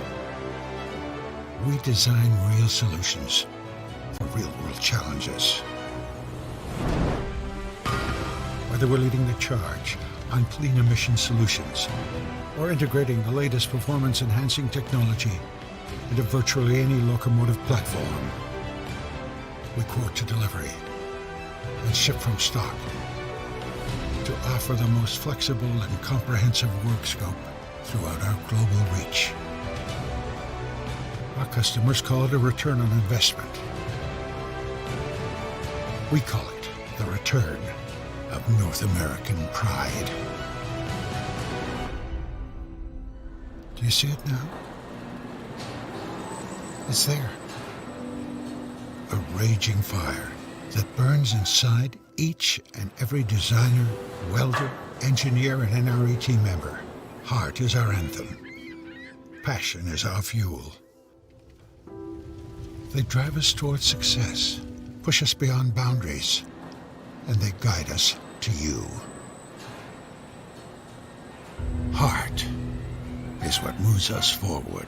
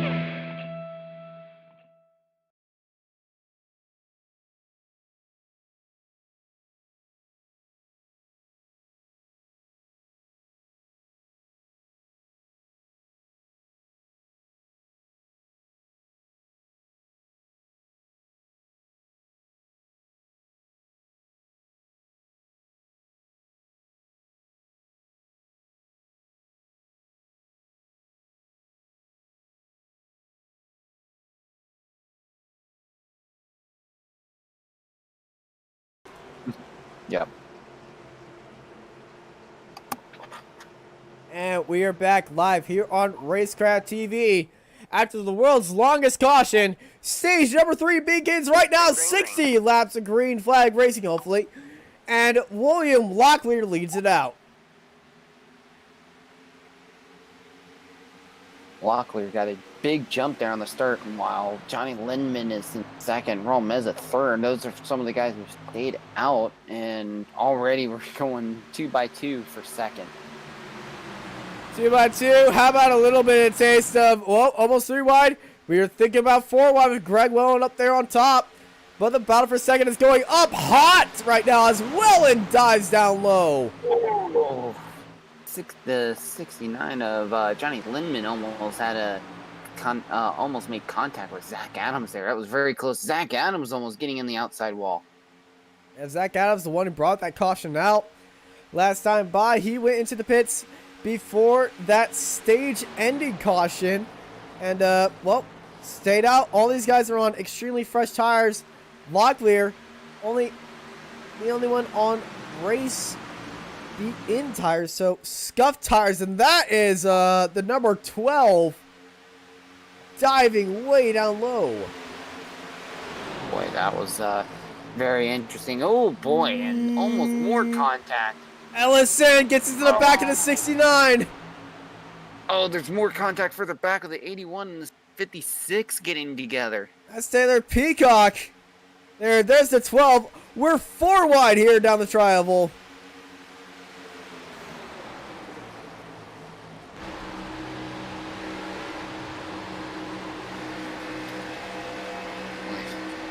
.56. They're Justin Higginbottom is just trying to find a way to maybe make a run here as Taylor Peacock's just watching all of this unfold in front of him. You ever think of heavy? Oh my goodness, Ellison and Lindemann going side by side, and big traffic racing for them. You ever think of just driving next to somebody just inches away from them at 186 miles an hour? Oh no! And around goes Higginbottom! Higginbottom goes around! Higginbottom's around! Oh, Peacock spinning around too in front of the field. Boy, oh boy. Well, if the car camera was a camera of death, we found it. Now what happened? Higginbottom and Peacock! Oh. The 61, and Higginbottom got into the 68, the 12. Oh no. Boy, that was... Yeah, Taylor just wasn't expecting him to get on the brakes early, and then the 68 just runs in the 12 as well. Boy. Oxidine in the wall. I believe another one of the cars got involved too. Flew way down into the grass. Who was that? I believe that was the 05 also getting involved. Max Steck, as you see here. So Peacock, Higginbottom, Kendall, Steck gets a big nose of it. 12 gets into there. Clinton Castleberry hits the 4 and Peacock, and then the 4 again. And that sends Oxidine into the wall. Hard hit for Oxidine. Do we see anyone else? Oh, hang on. Peacock coming back down. Oh my goodness. I think that was Tucker that had the late maneuver around Peacock coming down. Well, up at front, it's still Locklear. And Mark Truxell, Zach Adams, Bradley LaBeouf are all the cars heading into the pit lane behind him. You get to see some of the cars involved in the wreckage. Oh, absolutely. A whole lot of damage to a few of these drivers. Well, we did just have somebody be our first DNF of the race. I think we're about to see the second. Yeah, as Derek Judy was the first one to take it to the hauler. We were originally thinking Eric Zimmerman had issues, but Zimmerman's back on the lead lap. So, but with some of this damage, though, it's going to be very curious to see what happens here. As Zach Adams, definitely fast repair. And Welland, he follows it off. Followed by Truxell, LaBeouf, Richards. All these guys involved in that incident. Ellison, I don't think he actually was. Steck, we saw him get a big hit. Keith Bradley. Now let's see if anyone, yeah, we got guys who are still in there. Chad Oxidine No fast repair left for him, as well as Clinton Castleberry. And he gets his crew to fix that car. But when I say fix, massive air quotes around there. He's probably going to go back into the pits again this time by. Yeah, he's going to have to really he's going to try to keep up with the rest of the field to get some of that repair done. You already know Taylor Peacock's already used his fast repair earlier on, so he's got a lot of rear damage there. Chad Front end damage as Oxidine. well. Yeah, and Chad Oxidine being unfortunate victim in a few different crashes, so I know he's used his fast repair. So Well, Peacock's moving. I don't think the stewards will let that back end out, but all right. Yeah, boy, that was just a lot of wrecks. Brandon Bullock coming back into the pits now. Oh, he just barely missed that pit lane. You know, Taylor Peacock might have just got a penalty for the pit lane being closed, pit exit being closed. Ugh, I would not be surprised with that. Chad Oxidine is back out on track as well. Yeah, Castleberry is heading back in there. Brendan Bullock heading back into the pit lane. Looked like he went and just topped off on fuel. Maybe just got a fast repair. Castleberry, he stopped in to check to see if he saw repairable damage, and he does. But iRacing did all that they could, so his pit crew doing the best that they can. So we got some damaged cars in the field now. Boy, that's really rough for Clinton Castleberry, especially for not going to be a good points night for him. Boy, and Chad Oxidine, that's going to be rough on him as well, as we're getting ready to restart this field. Yeah, riding on board with the man who's led the most laps today, William Locklear. And he immediately hits it onto the green. We go from 74 miles an hour, rocking it up to all the way up to 180 miles an hour.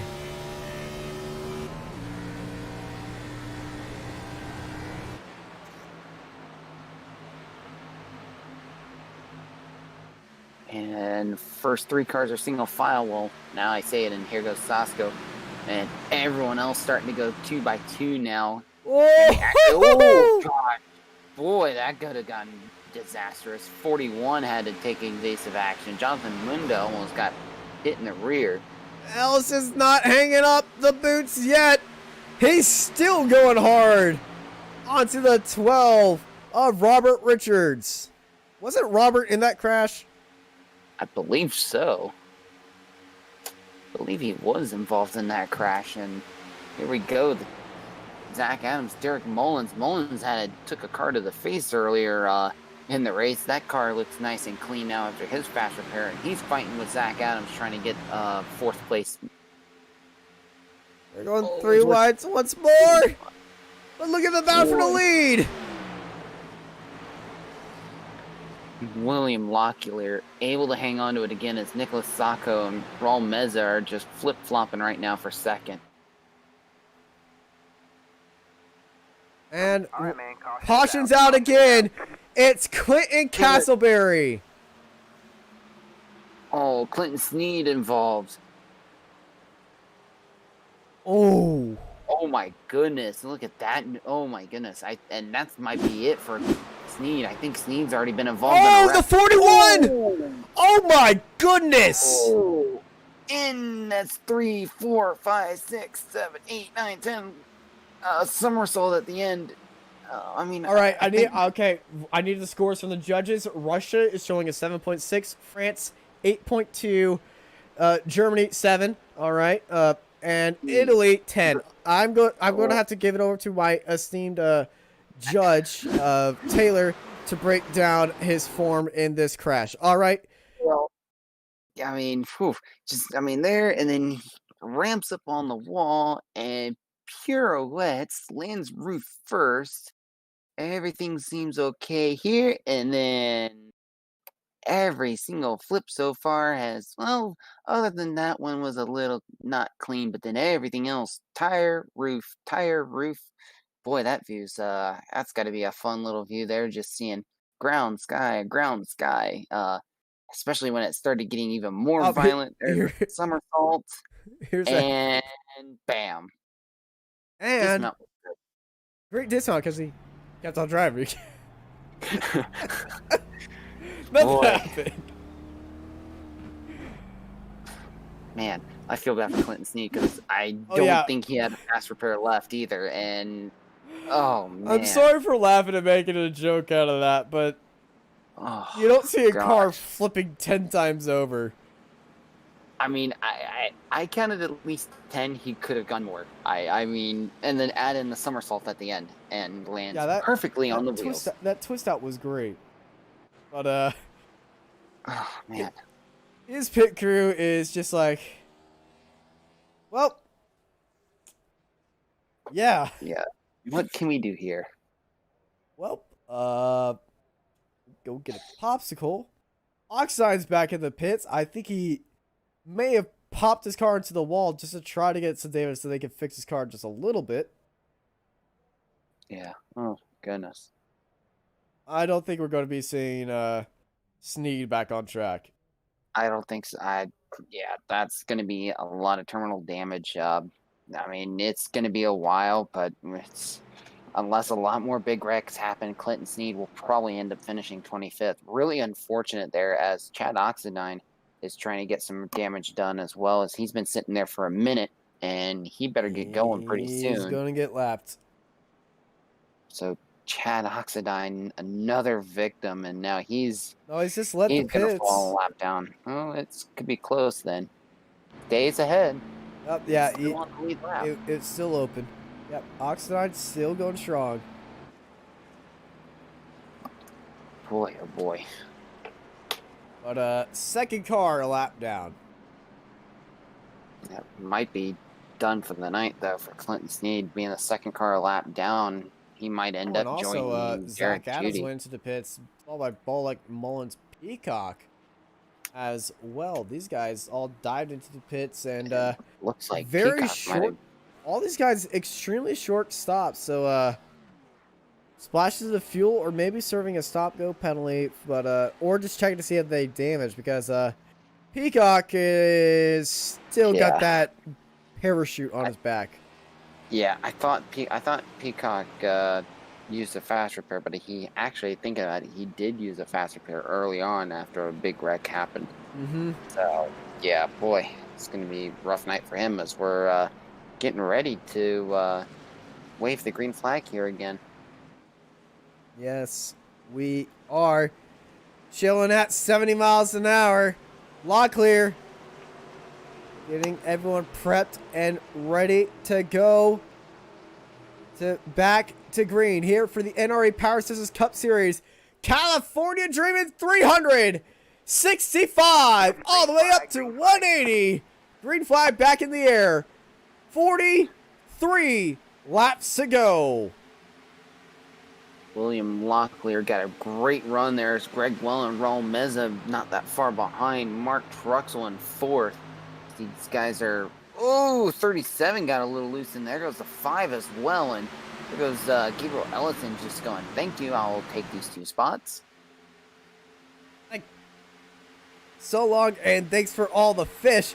Wellen down low. Wellen on 16 lap fresher tires than Locklear and might just make it clean almost, but these guys are still fighting at it as we're 3 wide for third. Yep, Wellen and Locklear side by side for the lead at 177 miles an hour. And, ooh, baby, I love you today. What a fight we got going for the lead. Yeah, we're working lap 108 right now. Still got 42 laps to go. And things are really Locklear's starting held to him pick up. off. Yeah, 37 I saw slide up a little bit. Raul Meza. But yeah, William Locklear again. Boy, he is king on older tires, and it's unbelievable how he's able to keep that speed. As here goes Greg Welland now on the inside trying to make a run. Yeah, I'm not sure what they're allowed to adjust in the fixed setup race, if they're allowed to adjust track bar or anything. He just knows what to do. And there goes Welland, swoop up into the lead, but it's a little bit too hard of a swoop up. He went into the wall. And now 3 wide the lead. 3 wide we go. Truxell, Locklear, and Welland. And Locklear, say it with me, back into the lead.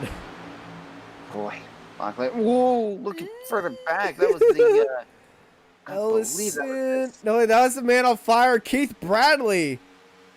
Boy, that could have... He almost got into the rear of the 27. That would have been really bad. Yeah, and I give these nicknames to a few of these guys because of their paints as they run. Keith Bradley's car is literally on fire. So, he's the man on fire. It's a little bit of tongue-in-cheek right there. But, dang, down low it goes. Locklear held up high as Truxell goes down low. Locklear up into Ellison. And look at that, down low goes Max Steck. Max Steck now having a great run coming back after his earlier incident. And boy, things are getting dicey now as Locklear's trying to hang on as, we might have 3 wide here pretty soon. 27 is going to give him a little tap there on the rear. Oh, he's going to give him more than a tap. He's going to give him a bit of bump and run. Trying to get ahead of the man on fire. Bradley down low. Locklear sweeps ahead for 3rd. Locklear able to keep this up in amazing fashion too, as there goes the 27. Gabriel Ellison coming down as he's going to follow Locklear down to the inside as Locklear trying to do everything he can to hang on to 3rd.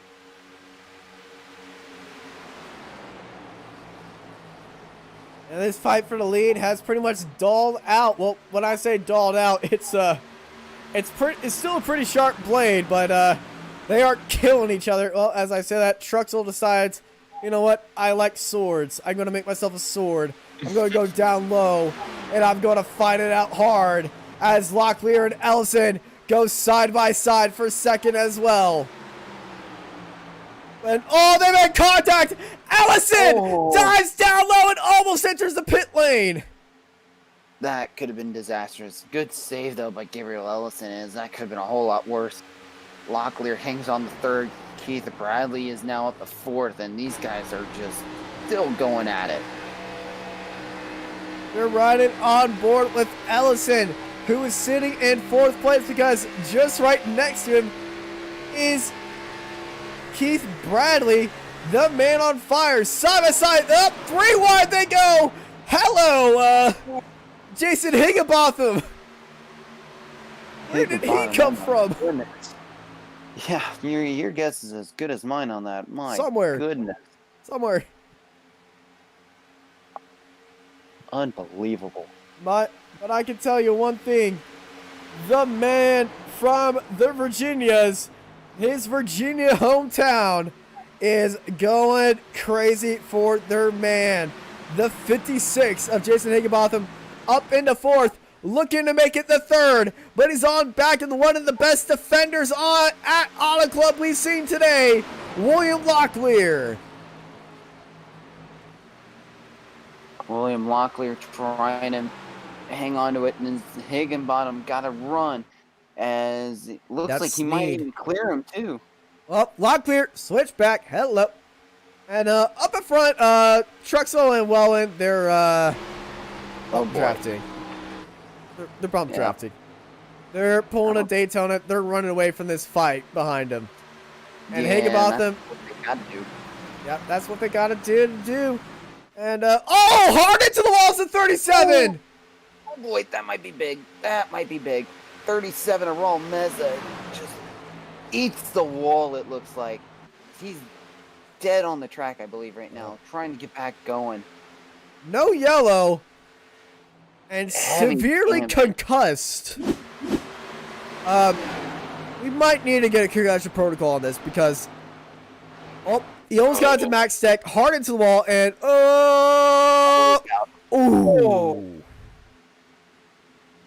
it's rough. Very rough he is, and he's driving on the apron very slowly. But no yellow, he enters the pits. So back up to a ding-dong fight for the lead. As trucks all just trying to work it right now. They are almost a full second ahead of Nicholas Sasko, who came out of nowhere now, and he's ahead of Jason Higginbottom. Well, Nicholas Sasko went into the pits on lap 105. He has the freshest tires in the field at everybody else. But if it stays green, can he stay out towards the end? Very big question. Might work out for him. Now, I know these guys can stay out there for 55 laps. And they started this green flag state with 55 laps to go. But the only one who went in on lap 105 is Nicholas Sasko. So, Sasko is in prime position right now, as everyone else is still fighting for track position. As Sasko, well, he can just cruise right now, and he'll just make his way up at the end if it all enters a fuel party. Because the only other person that went with him on lap 104 is number 9, Brady LeBeouf, as well as Robert Richards and 3 wide. Nathan Rogge, who is leading his own little field right now. Absolutely. And Raul Meza, after that big hit, we knew he used his fast repair already, and he has taken it to the hauler. So Raul Meza, your second DNF of the night, as Clinton Sneed is back out on track, just trying to log laps and hope for some other cars to get involved. Eric Zimmerman is also in pit road right now as well. Yeah, and Mark Truxell going very wide, letting Sasko pass. Yeah, Sasko is now falling in line. Everything's been fairly decent right now as we're working lap 119. Nick Sasko looking on the inside, just not going to get that run yet, as Greg Welland still hangs on to the lead. These guys racing it out. Truxell diving extremely far down low, and Higginbotham has joined the fight. Yeah, Higginbotham is probably just waiting to let these guys just fight it out. He's going to just hang on to fourth right now. If I was Jason, I would just be patient here. Let these guys fight it out. Who knows? Maybe they might even wreck each other. And as I say it now, here he goes on the inside trying to get around Truxell now, heading in the 3. Well, Sasko definitely doesn't want a caution come out right now. If it stays green, Sasko is in the clear to win this race. Heavy favorite right now. Yeah, heavy favorite indeed, is the next car that's got any kind of momentum that's on fresh tires.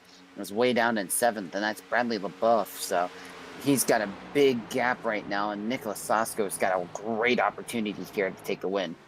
Yeah, he's got cars who are on older tires. Now, they're only older by 6 laps. It's not, we're talking day and night right here. These guys can barely make it to the end. It's just that I know that Sasko can definitely make it to the end at a competitive pace. Absolutely. And then question mark's going to be is, can anyone else on those fresh tires catch up? But the way they're fighting right now, they are way back. Like a lot of these guys with fresh tires, Derek Mullins, Nathan Rogge, they're all fighting back in 13th spot. So this is literally Nicholas Sasko's race to lose right now. It is, and he's pulling out a great gap as well and scrubbed up the tires mid-corner.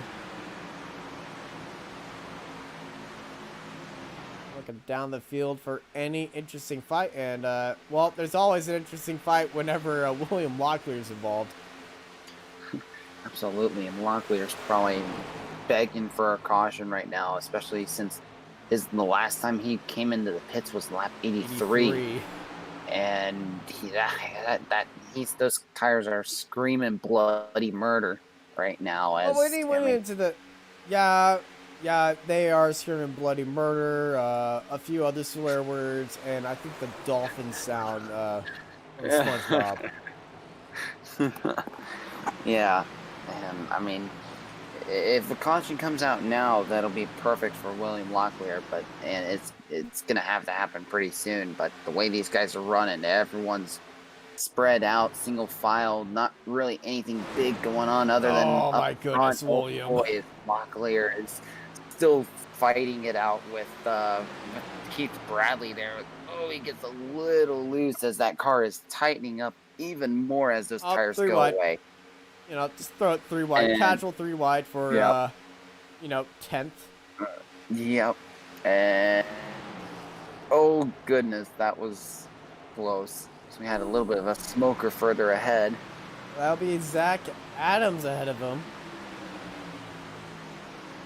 And, no, that's number 12, Robert Richards, who just came out of nowhere. No, he was with him at the entire time.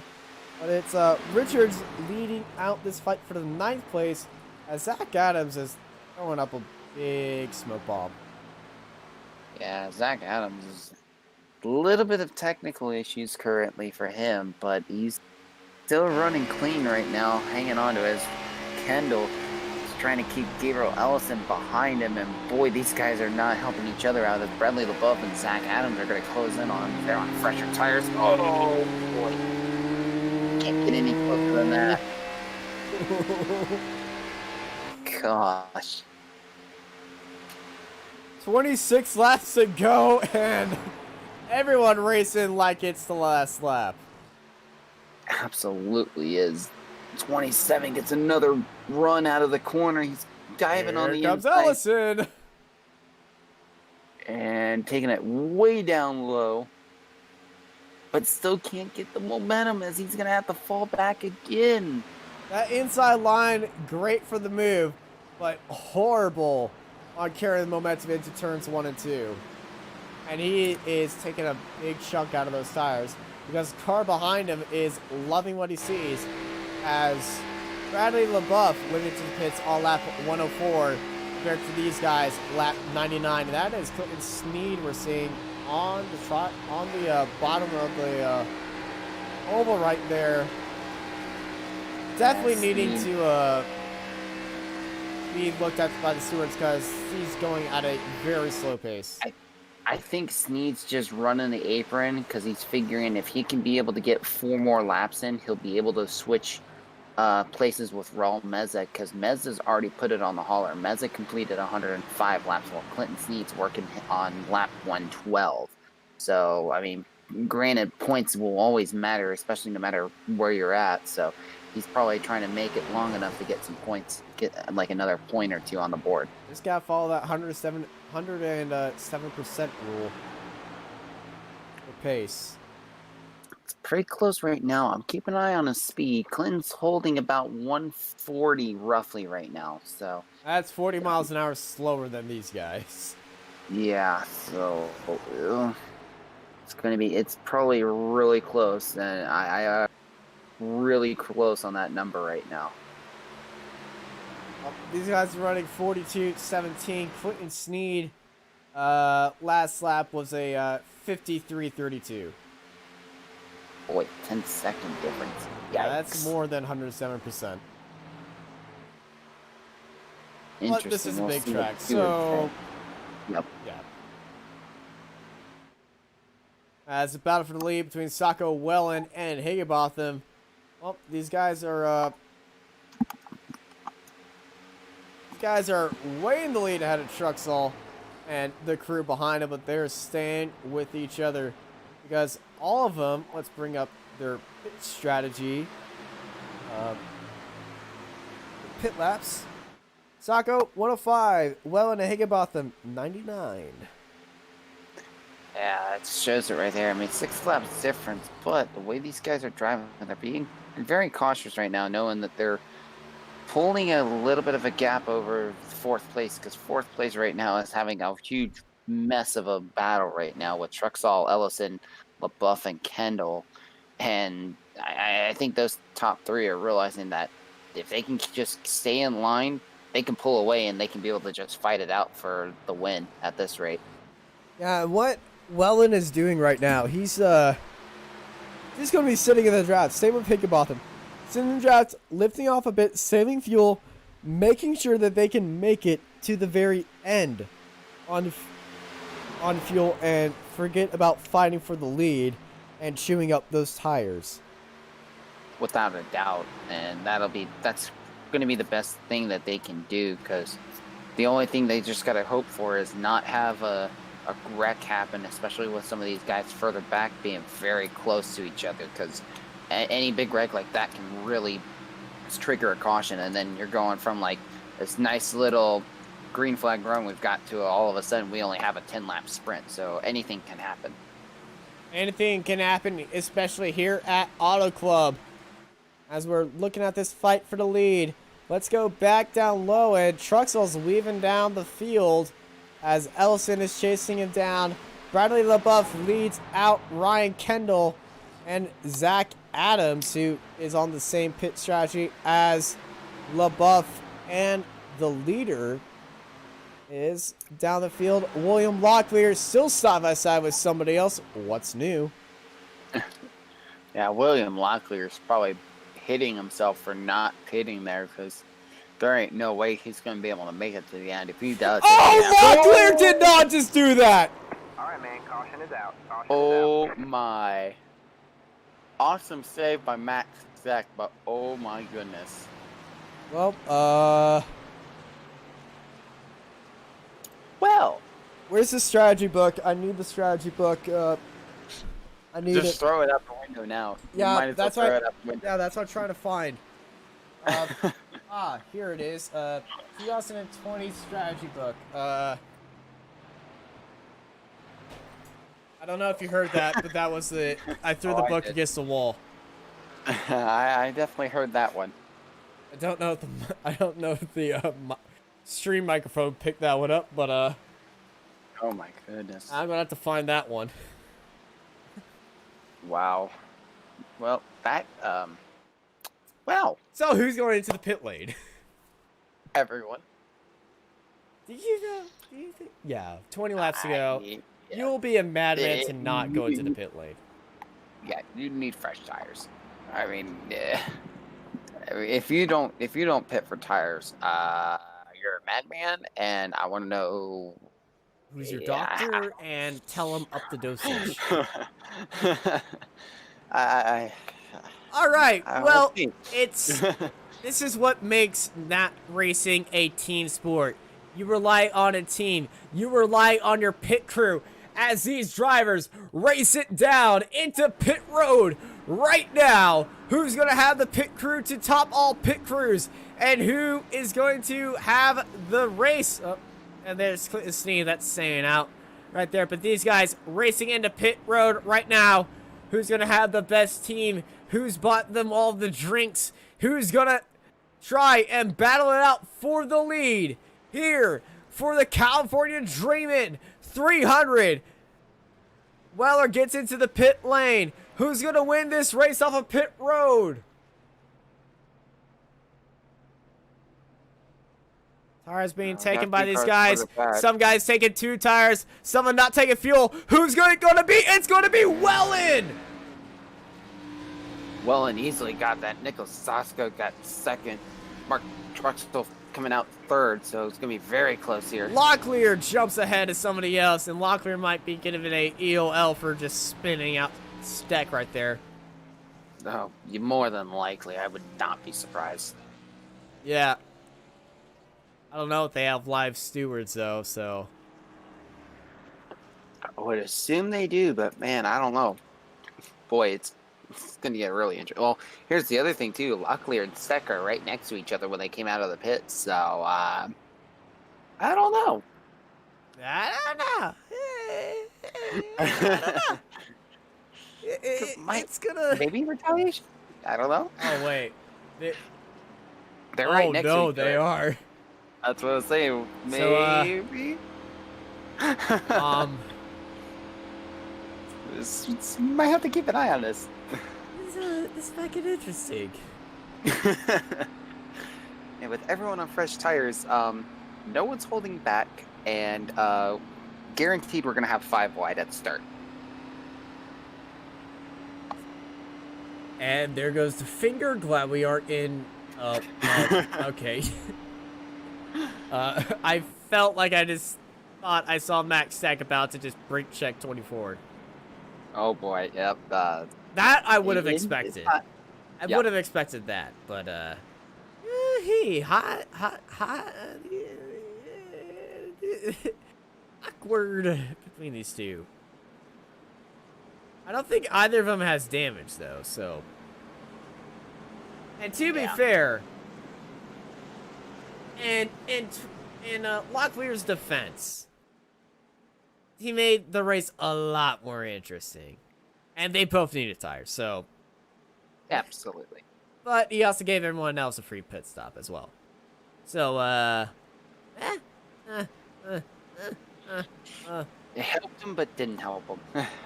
I don't think it helps anyone out. Well, no, but I mean, for William, it felt like it helped him. But But it is same going to time- help out the ratings. Because let me tell you, fresh tires, only about 25 laps to go. The pace car is pulling off very soon here at Auto Club, soon to be Short Track Super Speedway for the NRE Power Systems Cup Series. California Dreamin', 316 laps to go. Boogity, boogity, boogity. Oh, that's not my line, but I've said it anyway. 50 laps to go. Let's go back racing. Oh, we're already 2x2. Probably further back's even worse right now. Everyone on fresh tires. Greg Willen just pulling away right now. As look at the 27 giving Jason Hickenbottom a push right now, as we might be going 3 wide further back. Oh, yeah, we are. Look at Sacco driving it down low.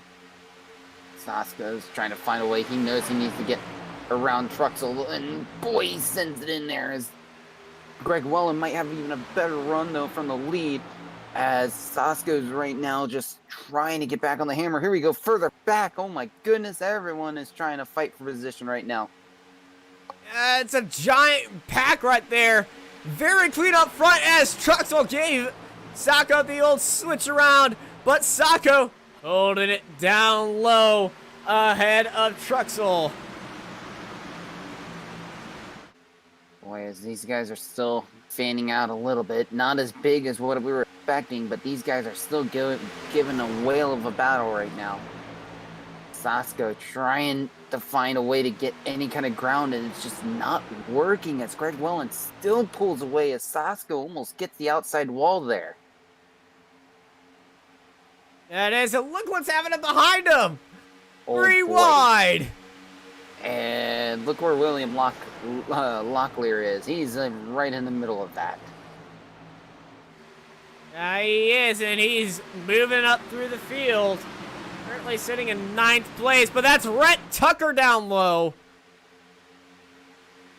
And he's boxed Locklear right in, and Locklear's pushing the gap. A gap that I don't think ever existed, and he door slams the two. Gosh, and oh my goodness, here we go, 3 wide again. Mullins did say there, but Locklear is a madman right now on track. Somebody call it CIA. Absolutely, oh my goodness, as Greg Welland is still hanging on. Oh, we got a caution. Ryan Kendall is crashing. Ryan Kendall around. Oh, Brandon no. Bullock.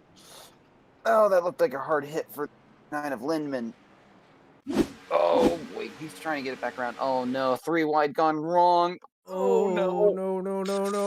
No. Oh, 68 just 68 gets involved. buried right there.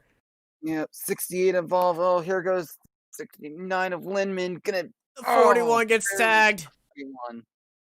Jonathan Munda's going for a wild ride as well. He's going to hit the outside wall. Oh, that was a hard hit on the rear for Jonathan Munda. Oh, my goodness. And we're getting a report that Brandon Bullock. Oh, this is Brandon Bullock's crash. Ooh. Nice spin by Bullock. Save, Good I mean. save there. Kept it clean as best he could. The onboard a No. little. Oh. There's the extra hit there for the 41. Boy. This is what cost it. Boy. Oh, who was that came flying through? I think that was Chad Oxidine able to make it through that. From Munda's point of view, it looked like he was safe. And, yeah, hard hit.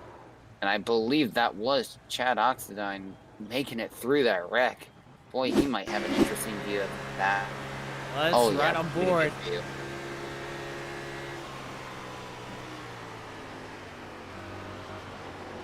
Oh gosh. Boy, oh boy. Well, as we're back live, we got takers in pit lane. Robert Richards is leading the field, followed by Bradley LaBeouf, Rhett Tucker, Derek Mullins, Ryan Kettle, Zimmerman, Lindman, Munda, and Bullock are drivers in the pit lane right now, as Wellen and Sacco still leading it out here for the California Dreamin' 300. Now, with just that short amount of racing they had, will those fresh tires count for something? Probably, but boy, Rhett Tucker is going to be... This is going to get interesting, because knowing how Rhett Tucker is, especially on fresh tires, got to keep an eye on him. I mean, 7-lap difference, but boy, this could get really interesting further back, as there goes Clinton Sneed getting a wave around, as Sneed is 15 laps behind Brandon Bullock, but with, I believe Brandon Bullock already used a fast repair earlier, as well as Johnny Lindman. Jonathan Munda looks like he may have also used fast repair, so Clinton Sneed's just hoping for these guys to not come back out. But I mean, some pretty hard hits though.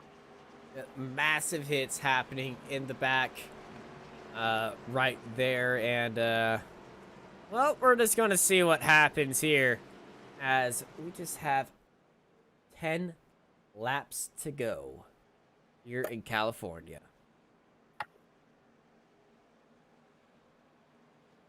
And we're going to go back to green.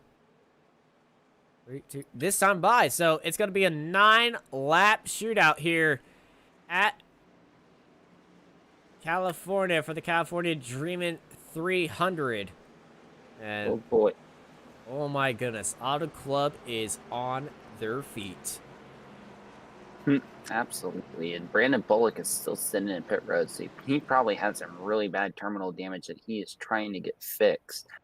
And so Clinton Sneed's hoping that he does not come back out, and maybe Clinton Sneed might take over that 23rd spot, but not a lot of laps left in the race, so anything can happen at this point.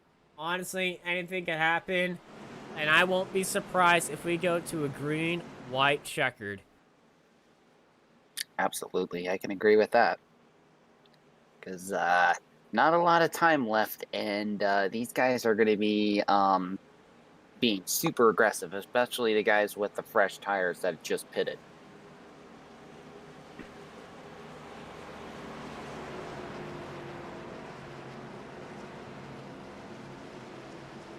Base card getting ready to duck down, and 18 of Greg Wellen waiting to get the restart going. Well, it's time to go back to racing here, hopefully for the last time, going for the last restart today here at Auto Club for the NRE Power Systems Cup Series, California Dreamin' 300 here on Racecraft TV. Greg Wellen had a great start. Nicholas Sasko trying to get an even better start. A lot of pushing and shoving further back, as we got a whole bunch of cars trying to make it interesting, as there goes the 27 on the inside trying to get around Justin Higginbottom. 8 laps to go here, and look at Zach Adams, Sleeping Beauty on Ellison. Boy, for 3 wide further back, but they're starting to single file a little bit here, as here goes more battle here with the 27-71. Oh, Zach Adams gets big check up. Here comes Locklear. Oh, Locklear! Switch back on Adams. Keep that momentum. He's following everyone. Boy, this is even... Oh, man, this is going to get even more as Locklear now gets up front. Sasko doing everything he can, trying to catch up to Greg Wellen. Gabriel Ellison's gotten in front now in 4th. He's trying to get a run on Mark Truxell. All these guys stayed out on last pitting on lap 133. Zach Adams! Goodness. Oh, wait, that's Taylor Peacock all the way back down there. These guys all the way across the track. That was Bradley LaWolf. Way all over the track, and Bradley, big snap overs here. Bradley saved that. Wow. What a save. Oh my goodness. Taylor Peacock almost got the 2 of Derek Mullins.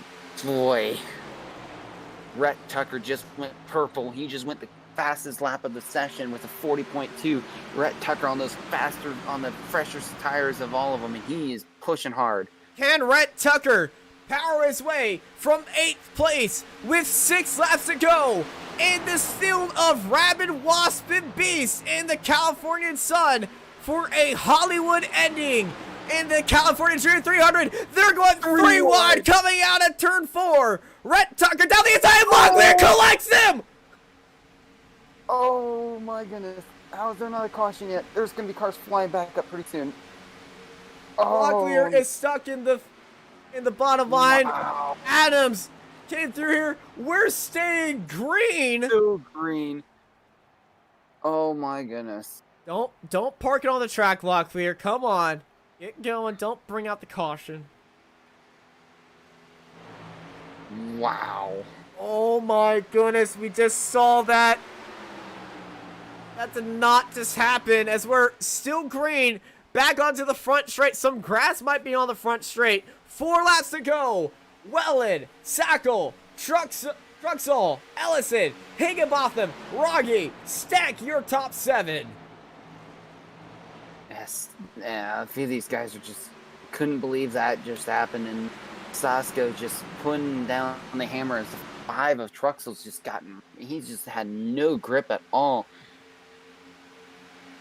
Here we go, side by side now for the lead. Sasko on the outside, trying to get that run, and looks like he might get the drive coming out of the corner, but here goes Welland on the run coming out of turn 4. Welland and Sacco side by side for the lead. 3 laps to go. These two still going side by side. Zach Adams just towed. I think Zach Adams had a big wreck just now. Oh no.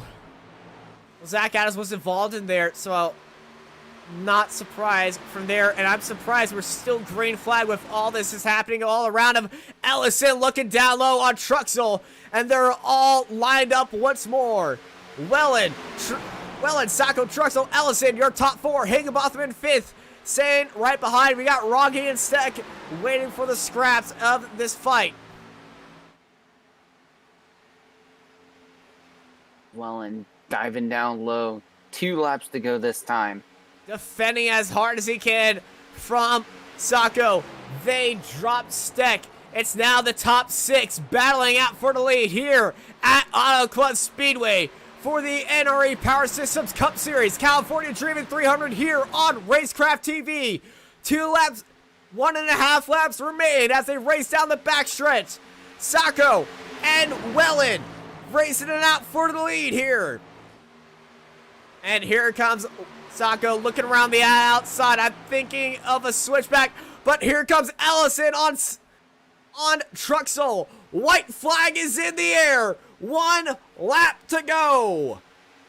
Welland went all the way down to the apron trying to break the draft as here goes Sasko trying to defend. Has no opportunity as Truxall way on the outside as Sasko had a little bit of a technical glitch there.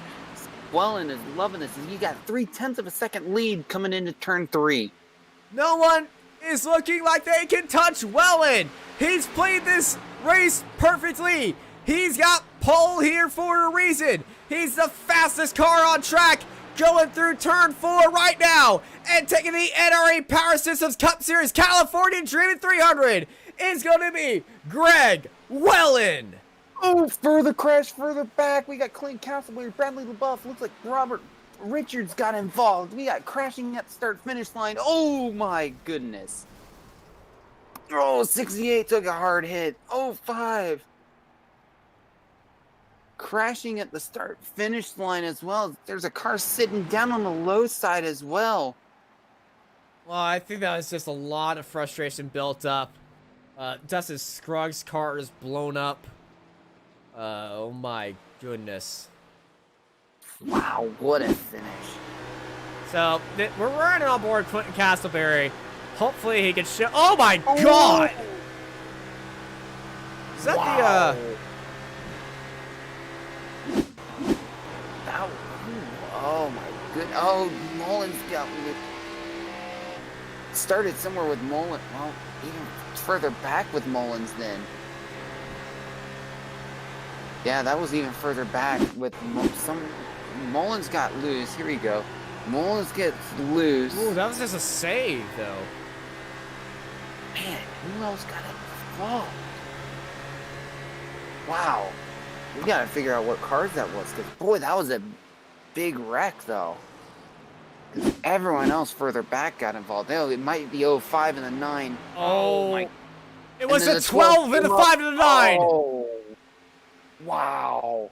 And then there goes Stack missing it. Oh my goodness. And then there goes everyone else just crashing behind 68. Oh my goodness. 68 with a hard wreck. Oh my goodness. 12 went all the way down on the apron and slid up, hit Oh. the 05. Wow. That was a hard hit. Yeah, that was Brett Robert Tucker Richards. avoided. And oh my goodness, Oh. Peacock just collects Richards. And did Peacock get across the line? Yeah, he Yes. does. At 2 Boy. miles an hour. Oh my gosh. Oh. Let's run on board with Peacock, 'cause this is scary. Man, you can see the wreck. You know you have to go flat out, and then Floor it, floor it, floor it, floor it. Oh no. he went to choose high. He didn't even realize the car was going to slide up to go, and as he chose low, the Oh my 12 goodness, bounced these guys back are off just- the wall, and oh Says- my gosh. I kind of want to see Kendall's view from his nose of this ending, because he was just collecting it. You can see Kendall, he's sideways through here. Yeah. Wow, and then And, well, the race is already over at this point, so yeah, why not? And oh gosh. Gosh. Oh. Well, I think we delayed the inevitable long enough. Greg Wellen is sitting at Victory Row right now. Oh, he's actually parked it in Victory Circle. In Victory Circle, yeah. So here is our race winner of Greg Wellen as we first go through our race results, which is Wellen, Sacco, Truxell, Ellison, Higginbotham, Rogge, Mullins, Bradley, Tucker, Castleberry, Steck, Leboff, Kendall, Scruggs, Richards, Peacock, Oxidine, Zimmerman, Honda, and Locklear in 20th place. Behind them, it is Lindemann, Bullock, Adam Sneed, Menza, and Derek Judy at the end, but all eyes are on Greg Wellen as he's parked it in Victory Lane right now. And I believe, well, we are still waiting for him. Oh, no, there he is. Ladies and gentlemen, your race winner, Greg Wellen. Howdy, I got you. Greg, what a race day. You started up on pole. You gave up the lead very early, but you just brought it all back with consistency, and you held it off for the win. Man, I couldn't put a wheel wrong. These guys are so good, and that was so intense. I've sweated clean through my shirt. That was an outstanding race, and I kind of stole it at the end there from Nick. Well, it was a hard-fought fight for the lead throughout this entire race, and whenever we were looking at the lead, you were always up there. And going into tire strategy, well, you went into the pit 6 times. We know you had 7 sets of tires available to y'all. Was there any strategy going into the pit lanes? Because you kind of dropped back at the start on purpose. Was that to save tires in case something happened? No, at the start, I actually didn't know there was a tire limit. So that first pit stop, I hit it and wondered why everybody else hit. Then I looked and saw, and then there was, when I stayed out on old tires and I got rear ended by the 71, I kind of had to chill a little bit, and then I eventually came in and did my fast repair. So there's a few other times I just didn't take tires. I had to sit. Well, it's a good win for you today, and it's always great to be in Victory Circle. So best to get your laundry changed, change it to a clean shirt, and go celebrate out tonight. But before we let you go, anyone you want to thank? Absolutely. I know my girlfriend, my family's watching downstairs, and then my son, Big Nate, he's watching. And I'm sponsored by Hunter Pence Baseball Academy, so definitely got to give my sponsor a plug. It was nice to put him in victory lane today. Well, they're going to get a lot of screen time, and I'm pretty sure they're going to be very proud of you today. Thank you, Greg. Well, congrats on the win. You sir have a good night. Guys, thank you. Thank you. And Tyler, you are standing by with our second place finisher of Nicholas Sacco. Yeah, and boy, that was a wild race for you, Nicholas. Not able to get the win, but I mean that just the way that race unfolded for you, just a wild event. Oh yeah. First of all, I gotta congratulate Greg. First race in the league, he definitely gave us a run for our money. I think whoever was out front at the end there definitely had it. When that caution came out at the end, I was a little slow coming out of my pit stall. So I think that was a difference maker. I have to thank iRace Designs. First time on a car with us. They've been doing our paints for a while now. So it was only a matter of time before they got on one of our cars. So I got to thank them, the Buddy Project, BP Racing for Autism, the whole crew. Absolutely, and we were talking with our winner earlier about strategies and that with the tire limits. We knew you guys had seven sets of tires total. What was the plan with how some of these strategies were going with the stages and the cautions? What was your guys' strategy with these tires?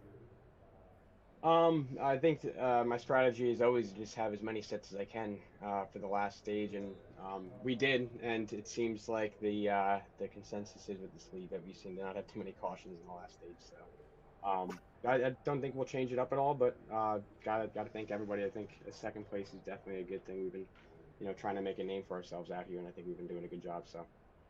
Absolutely. Well, amazing run again, Nicholas. And I mean, I know you hated to get the second, but boy, after a wild race like that, coming from the back to the front, impressive run again for you, Nick. Thank you, and thank you guys. You guys put on a great broadcast. We really appreciate it here. So again, thank you from the whole league. Well, there you go, Austin. Nicholas Sacco, not getting the win, but still walk away with the second place after a wild race. Yeah, and now we're going to our third place finisher, Mark Truxell, right now. And Mark, how was that race? I'll tell you, that was a hard-fought battle right there now. Front to the back, back to the front, just back and forth all night long, but pretty hard race. It was definitely hard fought, especially for you. You were in that midfield fight, always near the front, always making moves, always involved in a lot of scraps with people, and it really seemed like you were just breathing through your teeth that entire time, and you really didn't have much to relax to. I guess that some of the cautions would have helped you there right now, but that's the only part that I could think of. Yeah, there's a caution fell, pretty good spot for me right there, but yeah, you couldn't breathe the throttle at all because the guy right behind you, he'd pounce on you. So yeah, you're right. There was no relaxing at all. Well, you definitely pulled your way up into third place today and been very consistent up there. What was the highlight of that race, if you can single out a moment? I'm going to have to say the caution with 20 to go or whatever it was, right around there, where I got them fresh tires. That seemed to help out the most. Now, when that caution came out, was it more of a blessing or because you were up where you were, or more of a curse because you know that you're going to have to get the elbows out and start throwing some haymakers? I was pretty comfortable where I was at. With the laps to go, I had enough fuel to get to the end. So I was content where I was at. But when that caution came out, I knew it was on then. All right. Well, it's third place for you. Before we let you go, anyone you want to thank? Yeah, I'd like to thank Brady and Michael for the league, and Clinton, all his help. You for the broadcast. And I want to thank my main sponsors, Little Tate's Cupcakes, which is my daughter. I love her a lot. Yeah, she's actually in the chat right now. All right. Hello, Johnny. And I want to dedicate this third place to my buddy Alex Morgan, which is on the back of my race car. His father just passed away, so I will dedicate this race to him. All right. Well, they're certainly going to be proud of you right there. Finishing third place on the podium in a crazy, crazy race for the California Dreamin' 300. What a race we saw here today. Mark, you have a great night, and we're going to bring it over to Tyler for any finishing words before we head off. All right. Thank you, guys. Yeah. And boy, that was just with how that race was going. I mean, great battles throughout the entire field. I mean, we had a few really, really serious accidents, but I mean, they were able to come back and able to have some really good recoveries. But my goodness, that was unbelievable finish. And that was I mean, even after the stages, the way the fights for the stages were, great racing overall. And man, looking forward to see how they do next week. And it might be one of those big battles again. Yeah, next week might bring us the exact same result. Thank you, everyone, for joining us here on Racecraft TV. Our next race is going to be the ARCA playoffs on Thursday night at exactly the same time. And don't forget about our truck series happening on Friday. Racecraft TV, the home for the NASRA Truck Series, Cup Series, and the ARCA playoffs. I've been joined by Tyler Victory. I'm Austin Knight, and thank you for joining us for the NASRA NRE Power Systems Cup Series California Dreamin' 300. And I hope y'all have a great night.